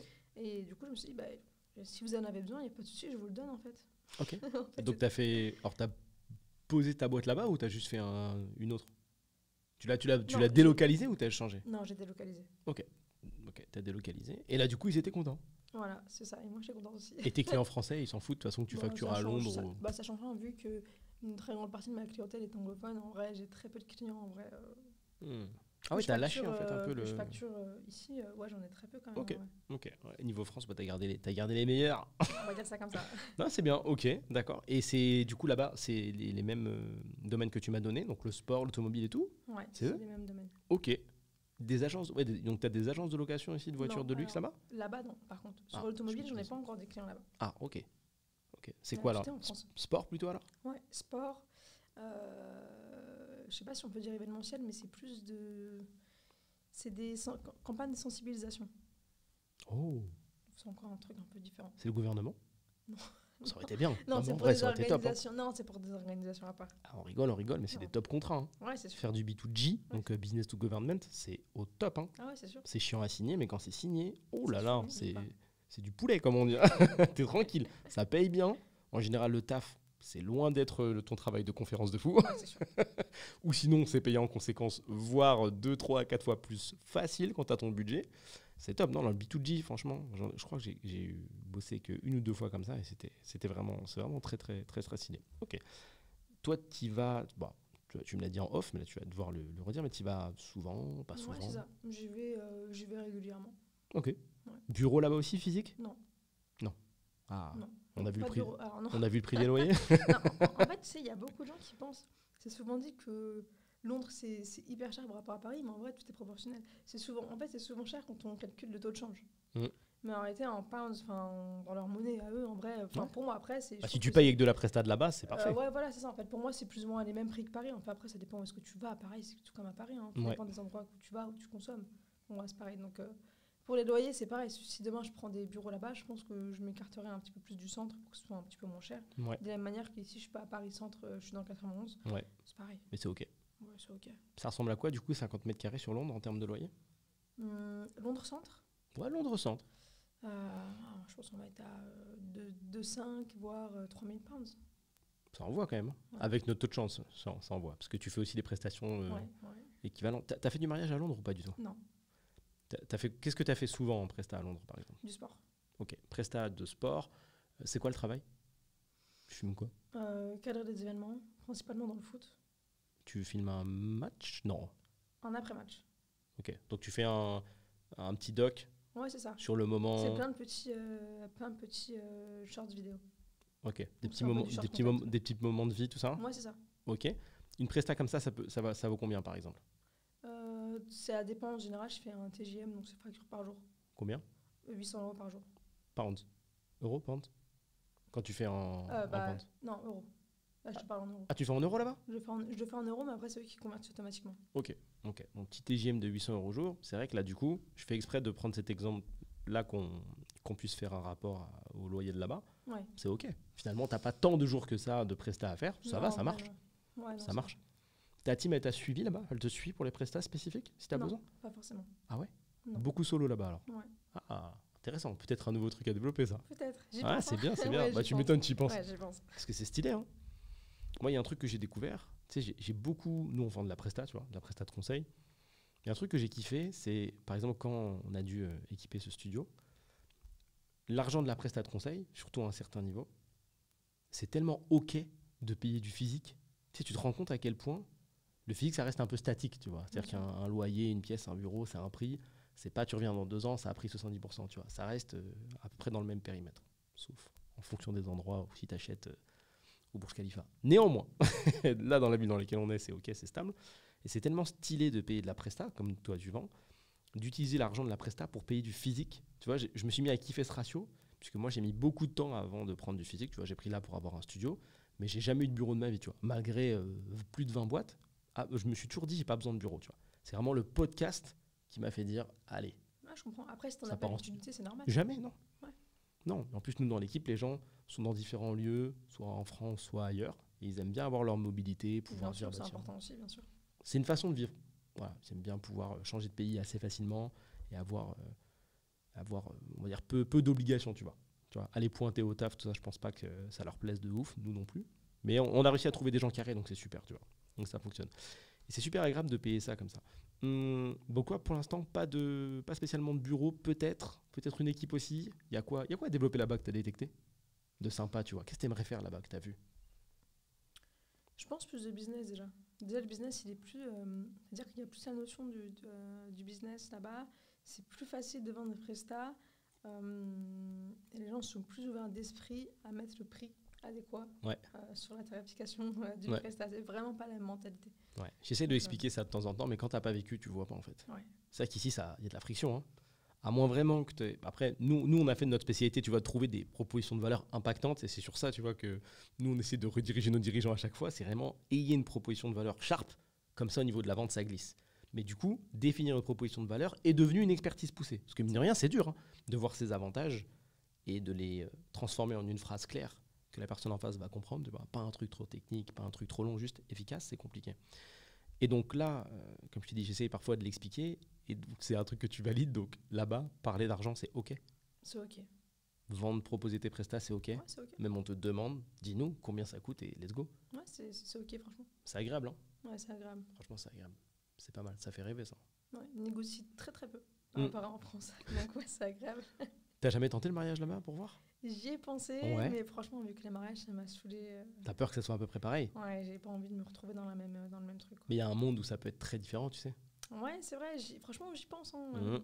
Pour te dire, c'est pour ça que j'ai aussi gardé mon compte Instagram des mariages. Je me dis, C'est bien joué. je supprime pas. Je me dis, on sait jamais un jour je change d'avis, mais pourtant, Ouais. c'est pas un truc qui m'intéresse. Ça se trouve, c'est super bien. Hein. Tu sais Ça pas. se Hein. trouve, hein. Ça pourrait être vraiment, vraiment Ça top. se Hein. trouve. Parce que si cette mentalité, elle touche les gens avec lesquels tu bosses, elle touche aussi les gens qui se marient, tu vois. C'est les mêmes. Probablement. Eh J'espère, ouais. en tout cas. Et ça peut être super intéressant pour C'est toi vrai. aussi. Ça se tente. Puis ça se voit, tu vois. Quand tu checkes un peu YouTube, j'imagine que tu en as vu 2-3 des mecs qui vivent de ça. Quand ils te parlent du prix des prestats, c'est même pas la peine d'essayer de coller ça en France. Hein. C'est Ouais, ça. impossible. Ça. Moi, je connais aucun vidéaste, alors j'en connais pas non plus des tonnes, hein, mais qui facture 10 000 à mariage. Il y en a. Moi, j'en ai pas vu. Enfin, ça court pas les rues, tu vois. T'as pas genre 4 potes qui font ça, tu vois. Non, bien sûr. Bien sûr.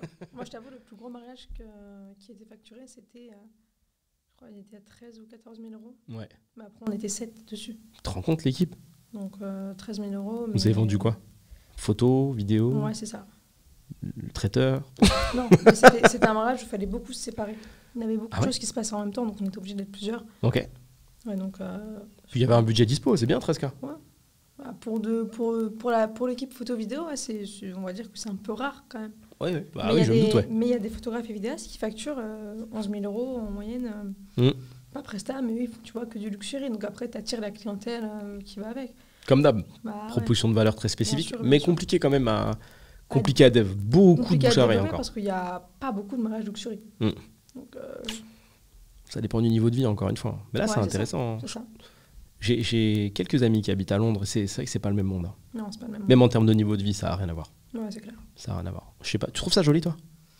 Londres? Ou vite fait? Non, en vrai, ça va, je trouve. Bah, après, quand on vient de Paris, on me dira toujours qu'autre chose, c'est joli, tu me diras, mais.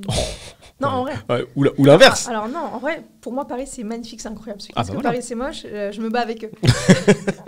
Mais Londres, après, c'est pas. Ouais, non, si, c'est joli, il y a des endroits quand même. T'aimes bien sympas. Moi, j'aime. Moi, je trouve ça assez basique, tu vois. Je suis vraiment pas fan. Je suis Non, allé je peux plusieurs fois. Je suis vraiment pas spécialement fan. J'ai trouvé ça assez... C'est vrai que ça reste, en vrai, ça reste basique, mais je Ouais. pense que comme il y a un mood, il y a un mindset qui est totalement différent, ça te plonge Ça fait kiffer. dans autre chose, je pense. Ouais. Je trouve que c'est le seul truc qui est agréable, mais en soi, les gens, ils font pas trop d'efforts pour essayer de capter, tu vois, quand tu déformes un peu la langue. Je c'est me rappelle vrai. sur les premiers... Non, mais il y a un accent quand même. Il y a un accent de ouf. Il y a un accent de ouf. Et, Ouais, il y a un accent quand même. et voilà, tu manges... Oh, je voulais pas m'inscrire dans ce cliché-là, mais j'ai l'impression que tu manges pas spécialement bien non plus. Ouais, non, les Anglais sont pas très forts. C'est chaud, ça, hein. Ouais, non, ils sont pas forts là-dessus. Et il y a un, Non. et il y a un style, une déco, tu vois. Après, moi, j'ai fait pas mal d'hôtels, tu vois, là-bas. C'est très feutré et tout, tu vois. Que des décos que j'aime pas, tu vois. Ouais, je peux comprendre. J'ai pas hyper kiffé. Donc, je suis allé 2-3 fois, j'ai pas Ouais, je peux comprendre. super kiffé. Néanmoins, en termes de mentalité, effectivement, ça tue. Ouais, c'est clair. C'est un autre monde. Pour vendre des choses, c'est vrai que c'est différent, même si j'en ai pas vendu, mais j'ai des amis qui en vendent, donc c'est OK. Et il y a un truc qui est bien. Ce que j'ai adoré là-bas, c'est le niveau de tolérance. Ouais, ça, c'est vrai. Ça, c'est un truc de ouf. Hein. Ça, c'est balèze, tu vois. Ça te montre vraiment une autre réalité. C'est le premier truc qui m'a choqué. Tu vois, c'est sincère. Première fois que j'y vais, je rentre dans un... Je crois que c'était un McDo ou un Quick. Et je vois une meuf à la caisse avec un voile. Et de mon petit cœur de français, j'ai eu un choc de... travailler avec un voile. C'est vraiment, genre, ça m'a étonné.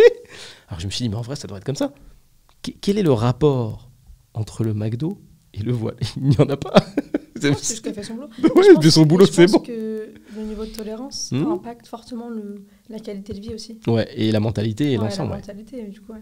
Du coup, Ouais. bah, par exemple, en France, en ce moment, il y a une polémique autour du voile dans le sport, qui veulent bannir, Ah oui, ok, oui. ils veulent bannir l'accès aux femmes voilées dans Ah, c'est ça le projet du moment, hein? Ouais, c'est ça le projet du moment.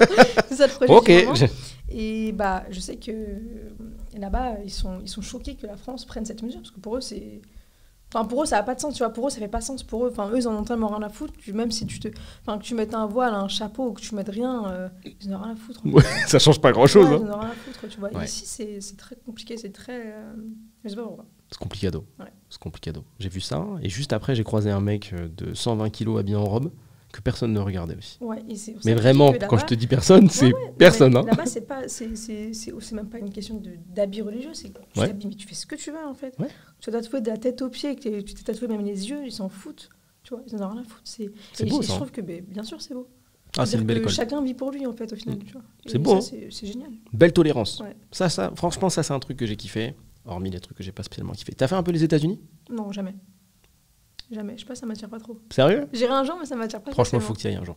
C'est Avec plaisir. encore Ouais, un ouais, autre je monde, pense tu que vois. j'irai. En termes, ce qui va te choquer, je pense, c'est ce qui a choqué aussi à peu près tous les gens qui visitent, c'est la démesure. Enfin, t'as pas vu encore, mais la démesure. Ouais. Vraiment, tu prends notre vie physique, la taille des immeubles, la taille des routes, la taille des voitures, et tu mets un petit coefficient multiplicateur de 2. Ouais, je comprends. Ouais. Je vois Et ça, c'est impressionnant, tu vois. Tout est 2 fois plus gros, tu vois. Ok. J'ai loué, je te donne une anecdote, là-bas, j'ai loué une voiture classique en tant que petit Frenchie qui visite les États-Unis, tu es obligé de louer une Camaro. La base, tu vas quand même pas prendre une voiture française. Donc c'est un entrepôt. T'imagines bien, vu la taille des voitures, il n'y a pas marqué, il n'y a pas de petit garage Sixt Vinci où la voiture elle est tout au fond. Non, c'est impossible. Entrepôt, je monte dans la Camaro, je me dis, ouais, je pourrais jamais conduire ça, c'est trop balèze. Parce que j'arrive de la France, j'ai la taille des routes françaises dans ma tête, j'ai une voiture de 7 mètres entre les mains. Je me dis, ouais, c'est mort. J'arrive dans la rue, je suis à Los Angeles. Je dis, mais c'est ok. Je me dis, même je pourrais en conduire 2 en même temps. La taille des routes, c'est... Tout est proportionnel. Tout est proportionnel. La taille des caisses, la taille des verres, la taille des gens. La taille des prix. Ouais. Ah, les prix, quand tu vas y aller, je pense que tu vas passer un bon moment aussi. Ah ouais. Ouais. En fait, c'est assez marrant parce que c'est ça qui est très stylé en France, c'est qu'ici, quand tu veux manger proprement, des légumes, des petites salades, des trucs un peu sympas, tu peux. C'est ok. Là-bas, tout ce qui se rapproche de la nature, plus tu te rapproches d'un truc naturel, plus c'est cher. C'est-à-dire que tu veux du soda 5 litres, ça coûte moins cher que 1 litre d'eau de qualité. Ah ouais, c'est un truc de ouf. Vraiment, le soda, t'en as de toutes les couleurs, de toutes les formes, dans tous les contenants, d'une petite quantité, ils savent pas faire, mais des quantités incroyables, et ça coûte moins cher que la flotte. Okay. Si tu écoutes ton portefeuille, tu peux bouffer vraiment n'importe. C'est très facile de manger n'importe quoi, vraiment. Okay. Les cheesecakes, les gâteaux, le sucre à mort partout. La mauvaise conso, elle est dispo à 100% des endroits. Dans les stations-service, dehors, dans les petits abris. Tout le temps, il y a vraiment tout le temps de quoi mal manger. Par contre, tu veux acheter une pomme, il faut que tu aies la bonne adresse. Hein. Non mais vraiment. Bah ouais, nous, pour la blague, on a cherché des pommes, tu vois. C'est compliqué. Ah, c'est ouf, hein, faut que tu ailles vraiment dans le magasin bio spécifique de Los Angeles parce qu'on sait qu'il fait des pommes et tu arrives dedans, elles sont emballées une par une, quoi.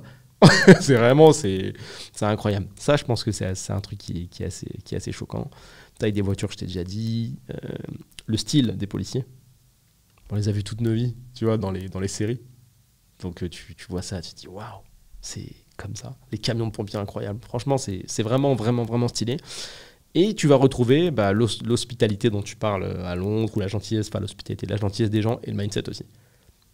Ça communique très facilement, les gens ne sont pas choqués que tu dises bonjour, tu peux échanger, les gens s'intéressent à toi. C'est même un poil faux, c'est connu, mais tu peux discuter facilement avec les gens et ça, c'est cool, tu vois. C'est une autre mentalité. Ouais. Et tu comprends pourquoi il y a le fameux American Dream, tu vois. C'est plus facile quand les gens communiquent facilement aussi. Et il y a des opportunités de business énormes, quoi.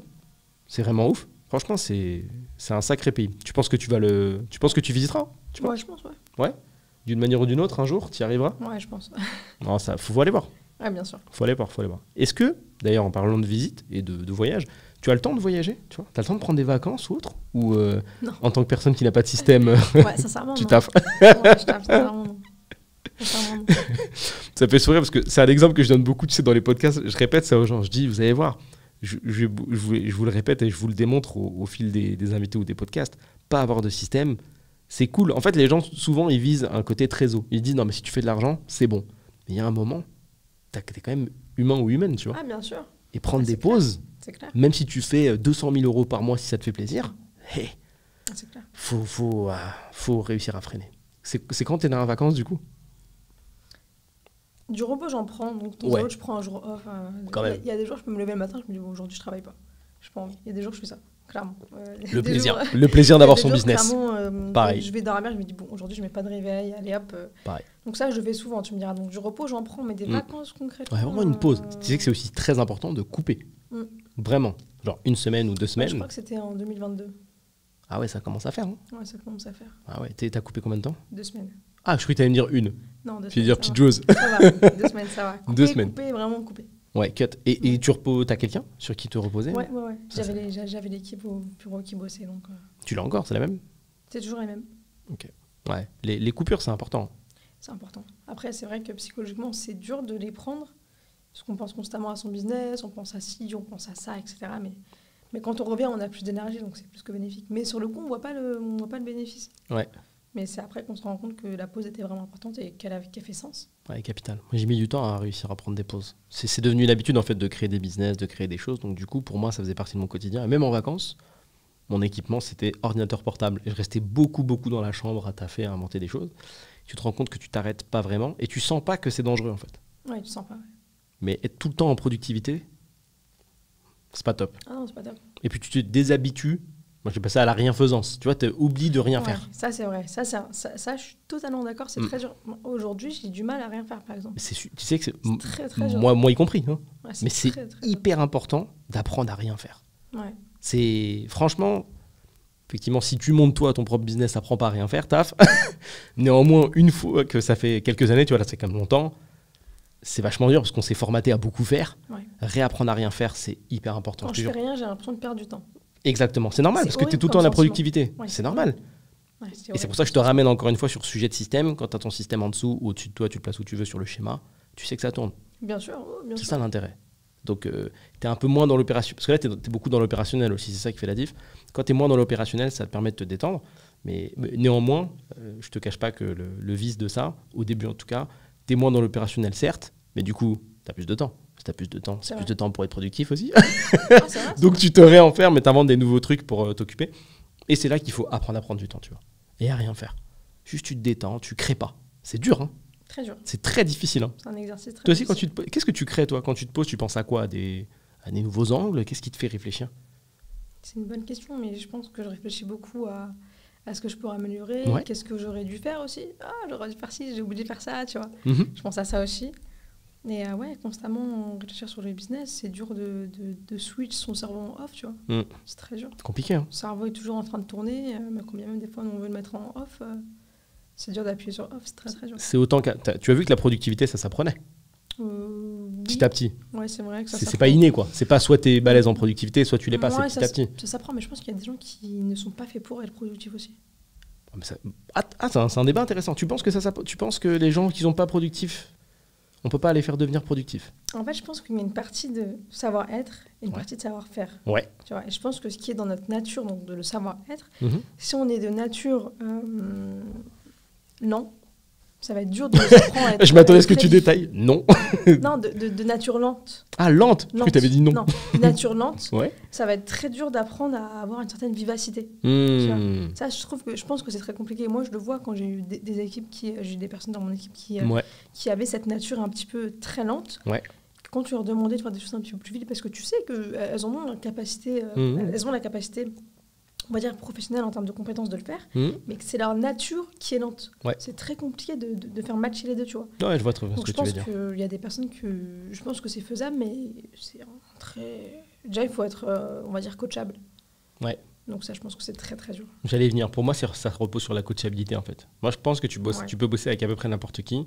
Et par contre, la clé, c'est ça. C'est d'arriver à détecter si la coachabilité, elle est OK. Ça marche aussi avec les sports de combat, tu vois. Ouais, absolument. Très bon, pas coachable, aucun intérêt. Moyen, très coachable, super. Tu vois, il y a une superbe courbe qui est possible. Tu peux aller très loin avec parce qu'il t'écoute et qu'il l'implémente. Donc ouais, pour le job et pour les gens ton équipe, c'est la même chose. Hein. Si tu as des gens coachables, ça tue. Et en plus, tu vois, maintenant, il y a tellement d'outils de productivité que c'est difficile de passer à côté de ce que tu as à faire. Hein. Tu as des to-do par projet. Tu utilises d'ailleurs ce genre d'outils de productivité? Tu as une to-do perso? Oui. Et to-do client aussi? Ouais. Quel outil tu utilises en perso? Notion et Motion. Notion et Motion. Oh, c'est beau, on dirait que tu as pris des frères. Notion et Motion. Ok, d'accord. En fait, Notion, c'est classique, un peu tout le monde connaît. Hein. Bien sûr. Mais Motion, c'est une intelligence artificielle qui te fait ton planning à ta place. Ah oui, j'ai vu des pubs sur Insta sur ça. Ouais, vraiment très très bien. Eh ben, parlons-en de ça. Tu sais quoi, j'avais déjà lancé des vidéos pour regarder. Mais vite fait, j'ai regardé ça en diago. Pourquoi c'est bien? Parce que tu lui dis le nombre de projets sur lesquels tu bosses, quels projets sont prioritaires pour toi, tu lui entres tes deadlines, tu lui dis en moyenne combien de temps tu prends en moyenne par type de projet, elle te les cale en fonction des deadlines. Donc tel jour, il faut que tu fasses ci à telle heure pour le rendre à l'heure au client, il faut que tu fasses ci à tel moment, et tu peux lui inclure ta vie personnelle, donc elle se synchronise à ton agenda. Si elle voit que tu as un rendez-vous médical, je sais pas, demain à midi, elle va faire en sorte de te décaler ton projet pour qu'il soit quand même rendu en temps et en heure.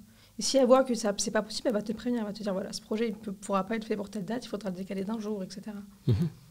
Ça te fait beaucoup avancer, ça? Ça me fait gagner du temps parce que ça me permet de plus me poser devant mon agenda et me dire bon, aujourd'hui je fais ci, aujourd'hui je fais ça. Ok. Et elle le fait pour moi. Je lui entre juste les données, tout ce que j'ai à faire. Je lui dis combien de temps il me faut à peu près par projet. Ok, il faut avoir cette data-là déjà. Ouais. Il faut avoir cette data-là. C'est aussi pour ça qu'à la base, j'avais commencé à traquer aussi tous les projets, tout ce que je faisais.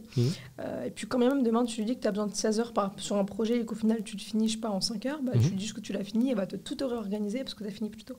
Ok. Donc non, franchement, c'est vraiment... c'est un petit coup, mais c'est très intéressant. Tu as essayé de décaler ce motion, j'allais dire Moi, je sais pas où tu mets ton équipe, tu vois. Il y a des gens qui aiment bien voir en mode horizontal, d'autres qui disent que c'est en dessous, sur les côtés, au-dessus, peu importe. Ouais. Mais est-ce que tu as déjà essayé de décaler ce motion sur ta team ou sur les équipiers? Non. Parce que justement, ça serait peut-être un petit début de système, ça. Parce que là, tu l'utilises, mais du coup, tu t'enfermes encore dans ton opérationnel si tu dois tout timer. Donc, ce qui pourrait être puissant, c'est d'essayer de le placer à quelqu'un que tu trouves efficace pour le rendre encore plus efficace et pouvoir déléguer des choses. Ça pourrait être pas mal. Là, tu fais de l'Ops tous les jours, l'opérationnel? Ouais, pas vraiment. Pas vraiment? Non, pas vraiment. Tu fais pas tout le temps de l'opérationnel, pas tous les jours? Non, pas tous les jours. Je pourrais pas te dire combien de fois par semaine, mais non, pas tous les jours. Hein. Ok, c'est bien déjà, c'est stylé. Non, pas tous les jours. Avant, tu faisais tous les jours? Ouais. Ah ouais, t'as réussi à réduire? Ouais. Oh, c'est balèze. C'est balèze. Et quand tu fais pas, tu fais quoi? Tu fais de l'admin? Comment tu occupes? Souvent je fais de l'admin et des fois je fais des trucs, hein, ça peut être balourd, hein, ça peut être le ménage, ça peut être les courses, ça peut être du bureau, ça peut Alors être... tu t'occupes quoi, le reste? Ouais, c'est ça, je fais tout ce qu'il y a autour. T'as une vie équilibrée aujourd'hui entre le taf et le perso, tu trouves? C'est bien? Non. Il y a beaucoup plus de pros? Ouais. Genre énorme proportion? Non, quand même pas, j'ai beaucoup réduit par rapport à avant. C'est quoi avant, ça ressemblait à quoi? Avant j'étais des 110 heures par semaine en moyenne. Oh, waouh! Ouais. C'était la Corée, toi. 110 heures semaine. Ouais. C'est beaucoup. Minimum 90. Ah ouais. Ouais, tu fais quelques années comme ça, tu n'as plus le même visage. Hein. Ah non. Ça attaque. Hein. Ah bah oui. 110 heures semaine, c'est un vrai rythme. Hein. Ouais, et tu vois, c'est un truc que je répète souvent aux gens qui se lancent, c'est qu'ils sont très partisans du... je sais pas, tu sais, il y a beaucoup de gens qui mettent des stories, tu vois, work every day, tu vois. Ouais. Je travaille tous les jours. Mais non, c'est pas une fierté de travailler tous les jours. La fierté, c'est de se dire que je travaille tous les jours et je gagne beaucoup. C'est vrai que t'as raison. C'est contradictoire. On se rend pas compte quand on lance son projet. Oui, moi, je travaille tous les jours. Non, c'est pas ça la fierté. Ouais. La fierté, c'est de te dire, je bosse 3 jours, je gagne aussi bien que si j'en bossais 10. Tu vois, c'est ça la fierté en vrai. Tu vois, c'est un autre niveau de philosophie. Ouais, c'est un autre niveau de philosophie. Quand j'ai commencé, je pensais que c'était bien de bosser tous les jours. Ouais, parce qu'après, c'est la France, ça. Parce que être occupé en France, c'est stylé. C'est pour ça que les gens disent souvent, ouais, j'ai pas le temps, là je fais ci, là je fais ça. Même quand tu vois en entreprise, tu vois, t'as jamais été salarié en fait? Non, jamais. C'est magnifique. Mais quand tu bosses en entreprise, pour le coup, moi j'ai eu la primeur de l'être, pour le coup, tu le vois beaucoup ça. Les gens sont occupés. De toute façon, après, même si toi t'es jamais dans une boîte, tu connais à mon avis ce truc-là de oui, non, mais je suis occupé, je fais un truc. C'est, en tout cas en France, après, je sais pas si ailleurs c'est comme ça, c'est stylé d'être occupé. Tu vois. Donc c'est ça la mentale de bosser tous les jours, tout le temps. Je suis occupé, je suis sur mon projet, même si tu es en procrastination passive, même si tu n'avances pas vraiment, même si tu n'as pas de plan. Tu avances au pif, tu bosses et tu sais pas trop dans quelle direction. Tu avances. Ça peut durer longtemps d'ailleurs, comme ça. Ça peut durer très très longtemps. Ok. Et tu fais bosser un peu tu bosses un peu avec tes teammates, avec Motion alors? Motion, je le connais pas. Non, Motion. Mais sur Notion, oui. Ok. Tout est centralisé sur Notion, tout ce qu'on fait. Ok. Donc je sais ce qu'ils font, je sais sur quoi ils sont, etc. Et j'ai testé un truc à un moment, c'était quand on faisait beaucoup de télétravail, chacun bossait un peu de chez lui. Ok. J'ai utilisé un truc, je ne me rappelle même plus du nom parce qu'aujourd'hui on ne l'utilise plus, mais c'était un sort de abo pour le travail. Moi c'était Gazer. Ouais, peut-être je crois. Hein, ouais, ça me parle. je pense. Ça commence par un G, ouais, je crois. Ouais. Et ouais, c'est un sort de abo pour le boulot, et c'était super stylé. Ouais, c'était ça, ouais, c'était Gazer, effectivement. Gather. Ouais, c'est ça. Je me doutais. Exactement, ouais. Très sympathique, ça. Hyper stylé, ouais. Franchement, hyper stylé. Ouais. Alors là, je le mettrai pas au montage et pas forcément l'image. C'est vrai que c'est une bonne définition. Ça ressemble à abo. Ouais. Donc un petit... Comment on pourrait définir abo? Bon, c'est un petit espace où plusieurs personnes se rencontrent. Ouais. Ça, comme ça. Un peu comme un jeu vidéo. Ouais, c'est comme un jeu vidéo. Un peu comme Zelda. Ouais, mine de rien, un peu comme les vieux Zelda, on a une vue du dessus comme si on était dans un jeu vidéo, sauf que là, tu es dans ton bureau, que tu as designé comme tu veux. Et les mecs de Gazer ont fait en sorte que tu aies des features, des options de communication qui ressemblent à la réalité. Donc quand tu approches ton petit personnage d'un autre petit personnage, tu peux lui parler, tu peux le voir s'il a sa webcam, Ou inversement, s'il a décidé de ne pas discuter et qu'il est dans son bureau, tu peux aussi, s'il a fermé la porte, ne pas rentrer. Ça permet de créer un bureau alors qu'il n'y a pas de bureau. C'est pas mal. C'est pas mal. Ça demande la rigueur de se connecter. Ouais, par contre, ça c'était dur à mettre en place au départ. C'est chiant, ça. Hein. Ouais, je sais, j'ai vécu aussi ça. Tout est carré. Le bureau est organisé. Tu l'as dessiné. Ouais. On a nos petits trucs, nos petits espaces. Tout est bien config. Les mecs se copent pas. Ouais, c'est vrai. C'est dur. Bah, après, je peux comprendre. Hein. Après, il y en a qui ne voyaient pas l'utilité, tu vois. Ouais, toujours. Il y a toujours un mec qui ne comprend pas. Non, mais je peux comprendre parce que ça. Il y en a pour qui c'était devenu un jeu. Tu vois, moi, quand j'ai mis en place, ça prend les petites voitures et tout. Ouais. Tu connais. Ça fait des courses de voitures. Non, faut les enlever. Les voitures, faut les enlever. C'est parce que oui, on peut faire des courses de voitures pour se distraire, mais il y en a qui viennent pour se distraire. Ils transforment le bureau en Mario Kart. Donc à ne pas faire avec n'importe qui. Ouais, c'est vrai. Hein, c'est vrai que ça ne pas faire avec n'importe qui. Néanmoins, si tu arrives à trouver des profils qui sont super sérieux avec ça, c'est top. Ouais, c'est clair. Franchement, c'est trop stylé de pouvoir se parler. Maintenant, c'est vrai que c'est compliqué d'avoir tout le monde tout le temps dessus. Tu vois, je trouve que ça, c'est un truc qui marcherait peut-être dans une grosse boîte. Si tu veux, je trouve... Enfin, moi, je vais parler de la mienne. Moi, ma boîte, elle est trop friendly pour mettre des coups de pression de l'infini. Genre, tu viens pas, t'es en galère. En réalité, moi, je suis exactement pareil. C'est compliqué. Ouais, c'est compliqué. Par contre, dans une grosse boîte, tu vois, si demain, tu rentres, je dis n'importe quoi, chez BNP, tu vois, au hasard, ça peut être un motif. Tu vois, on peut te mettre ça en mode motif de licenciement. Donc, tu vois, tu as cette espèce d'épée de Damoclès de « ouais, je vais perdre mon taf si je viens pas ». Nous, c'est plus compliqué. C'est plus compliqué. Bon, après, ça s'explique. Hein. C'est toujours pareil. Hein. Si tu bosses avec les gens avec lesquels tu bosses, c'est qu'ils te suivent et qui te font confiance aussi. Bien sûr. Donc, normalement, si on met la notion de respect dans l'escarcelle, ouais, c'est sûr. Ça devrait marcher au bout d'un moment. Tu utilises encore ? Ça ? Ouais. Non, pas du tout. Ça a disparu ? Ouais, de toute façon, tes gens sont en physique. Ouais. Bon, après, il y a quand même pas mal de télétravail, mais oui. Mais non, on n'utilise plus du tout, pardon. Et de toute façon, en réalité, tout est sur Notion. Donc, Notion, en vrai, on fait tout le suivi dessus. Je sais sur quoi ils bossent, quand est-ce qu'ils vont le finir, etc. Donc, en vrai... Après, c'est une question de confiance aussi, donc j'ai pas de souci là-dessus. Ok. T'embauches les gens ou tu prends un prestat ? J'ai embauché, mais j'embauche plus. Ouais, d'accord. J'embauche plus. Pas dans ce pays, hein. C'est compliqué. Non, plus jamais, j'embauche plus. C'est pas rentable en réalité. C'est très, très complexe, ouais. Et en plus, c'est un peu double impact. Moi, ça me fait un peu penser aux flèches des Indiens, tu sais, en cône, là. C'est-à-dire qu'elles te blessent en rentrant, et en sortant, s'il y a une galère, elles t'arrachent aussi, parce qu'il y a des pics, parce que tu t'exposes à tellement de problématiques. Si tu tombes sur des personnes un petit peu vicieuses, qui peuvent le devenir sans que tu le sentes, hein, parce que c'est pour ça qu'il peut y avoir un départ, oh là là, ça peut être long. Ça peut t'amener beaucoup de stress. Ah, bien sûr. Et surtout quand tu as une époque de ta vie où tu es en mode 110 heures, franchement, tu as autre chose à régler qu'un gars qui veut t'arracher 10K, qui veut t'arracher 10 000 en partant, quoi. Surtout, en plus, on bosse avec des gens qui ont de la confiance. Vu la taille des structures, moi, pareil, je garde une petite équipe, tu vois. Je n'essaie pas de faire en sorte qu'on soit à 20. Je veux que ça soit un petit groupe. Dur à gérer. Franchement, très désagréable à gérer. C'est pas top. C'est vraiment pas top du tout. Ok, bon. Écoute, je crois qu'on a à peu près fait le tour des sujets, mais ça, c'est une de mes questions préférées. C'est quoi ta vision de la chance en business, cher Nejma, qui a fait un business et qui l'a tenu jusqu'au bout du monde, sans s'arrêter?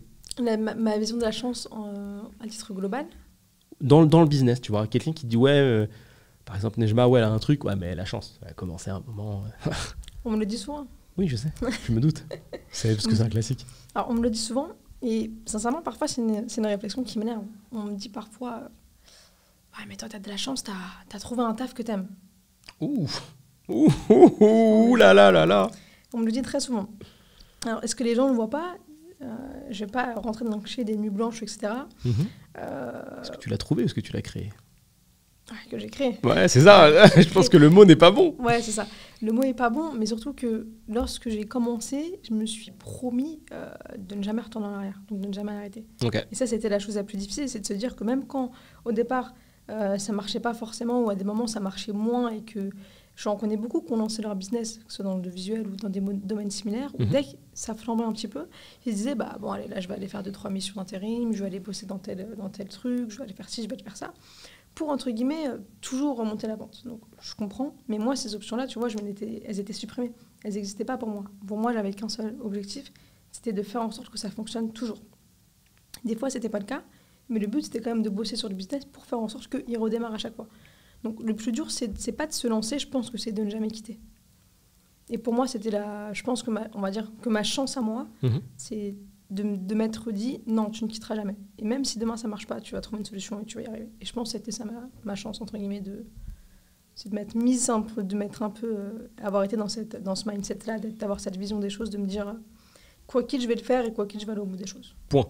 Point. Même s'il faut aller à Londres. Ouais. C'est ça. Écoute, je trouve que c'est une belle, c'est une belle prise de position, stylée. Je suis absolument d'accord avec toi.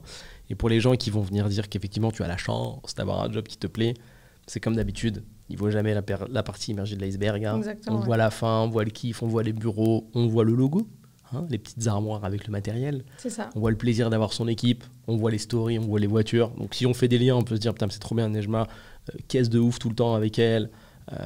Il y a l'air d'y avoir du business, elle se balade, elle va à Londres, en plus, oh là là, elle se demande si elle va ouvrir des bureaux. Non mais attends, la meuf, en plus elle a une équipe, en plus elle a des bureaux, elle a grave de la chance. Non mais toi tu peux pas parler. Non si justement, tu peux parler à fond. Des amalgames, classiques, obligatoire, vraiment obligatoire. Écoute, ce qui nous amène à la fin de ce podcast, j'ai vraiment passé un bon moment, je te remercie pour toutes ces infos. Mais c'est avec plaisir. C'est vraiment très très cool. Comme d'habitude, si vous avez des questions, vous pouvez les poser dans la description grâce au petit formulaire. Et si vous avez une idée, un invité, une invitée, vous voulez que je fasse venir quelqu'un d'autre, hein, on ne sait jamais, n'hésitez pas, vous utilisez le même formulaire et vous m'envoyez un petit message. On vous souhaite, parce qu'on est deux évidemment, même si tu vas faire une petite sortie, une bonne journée ou une bonne soirée. Et je vous dis à bientôt.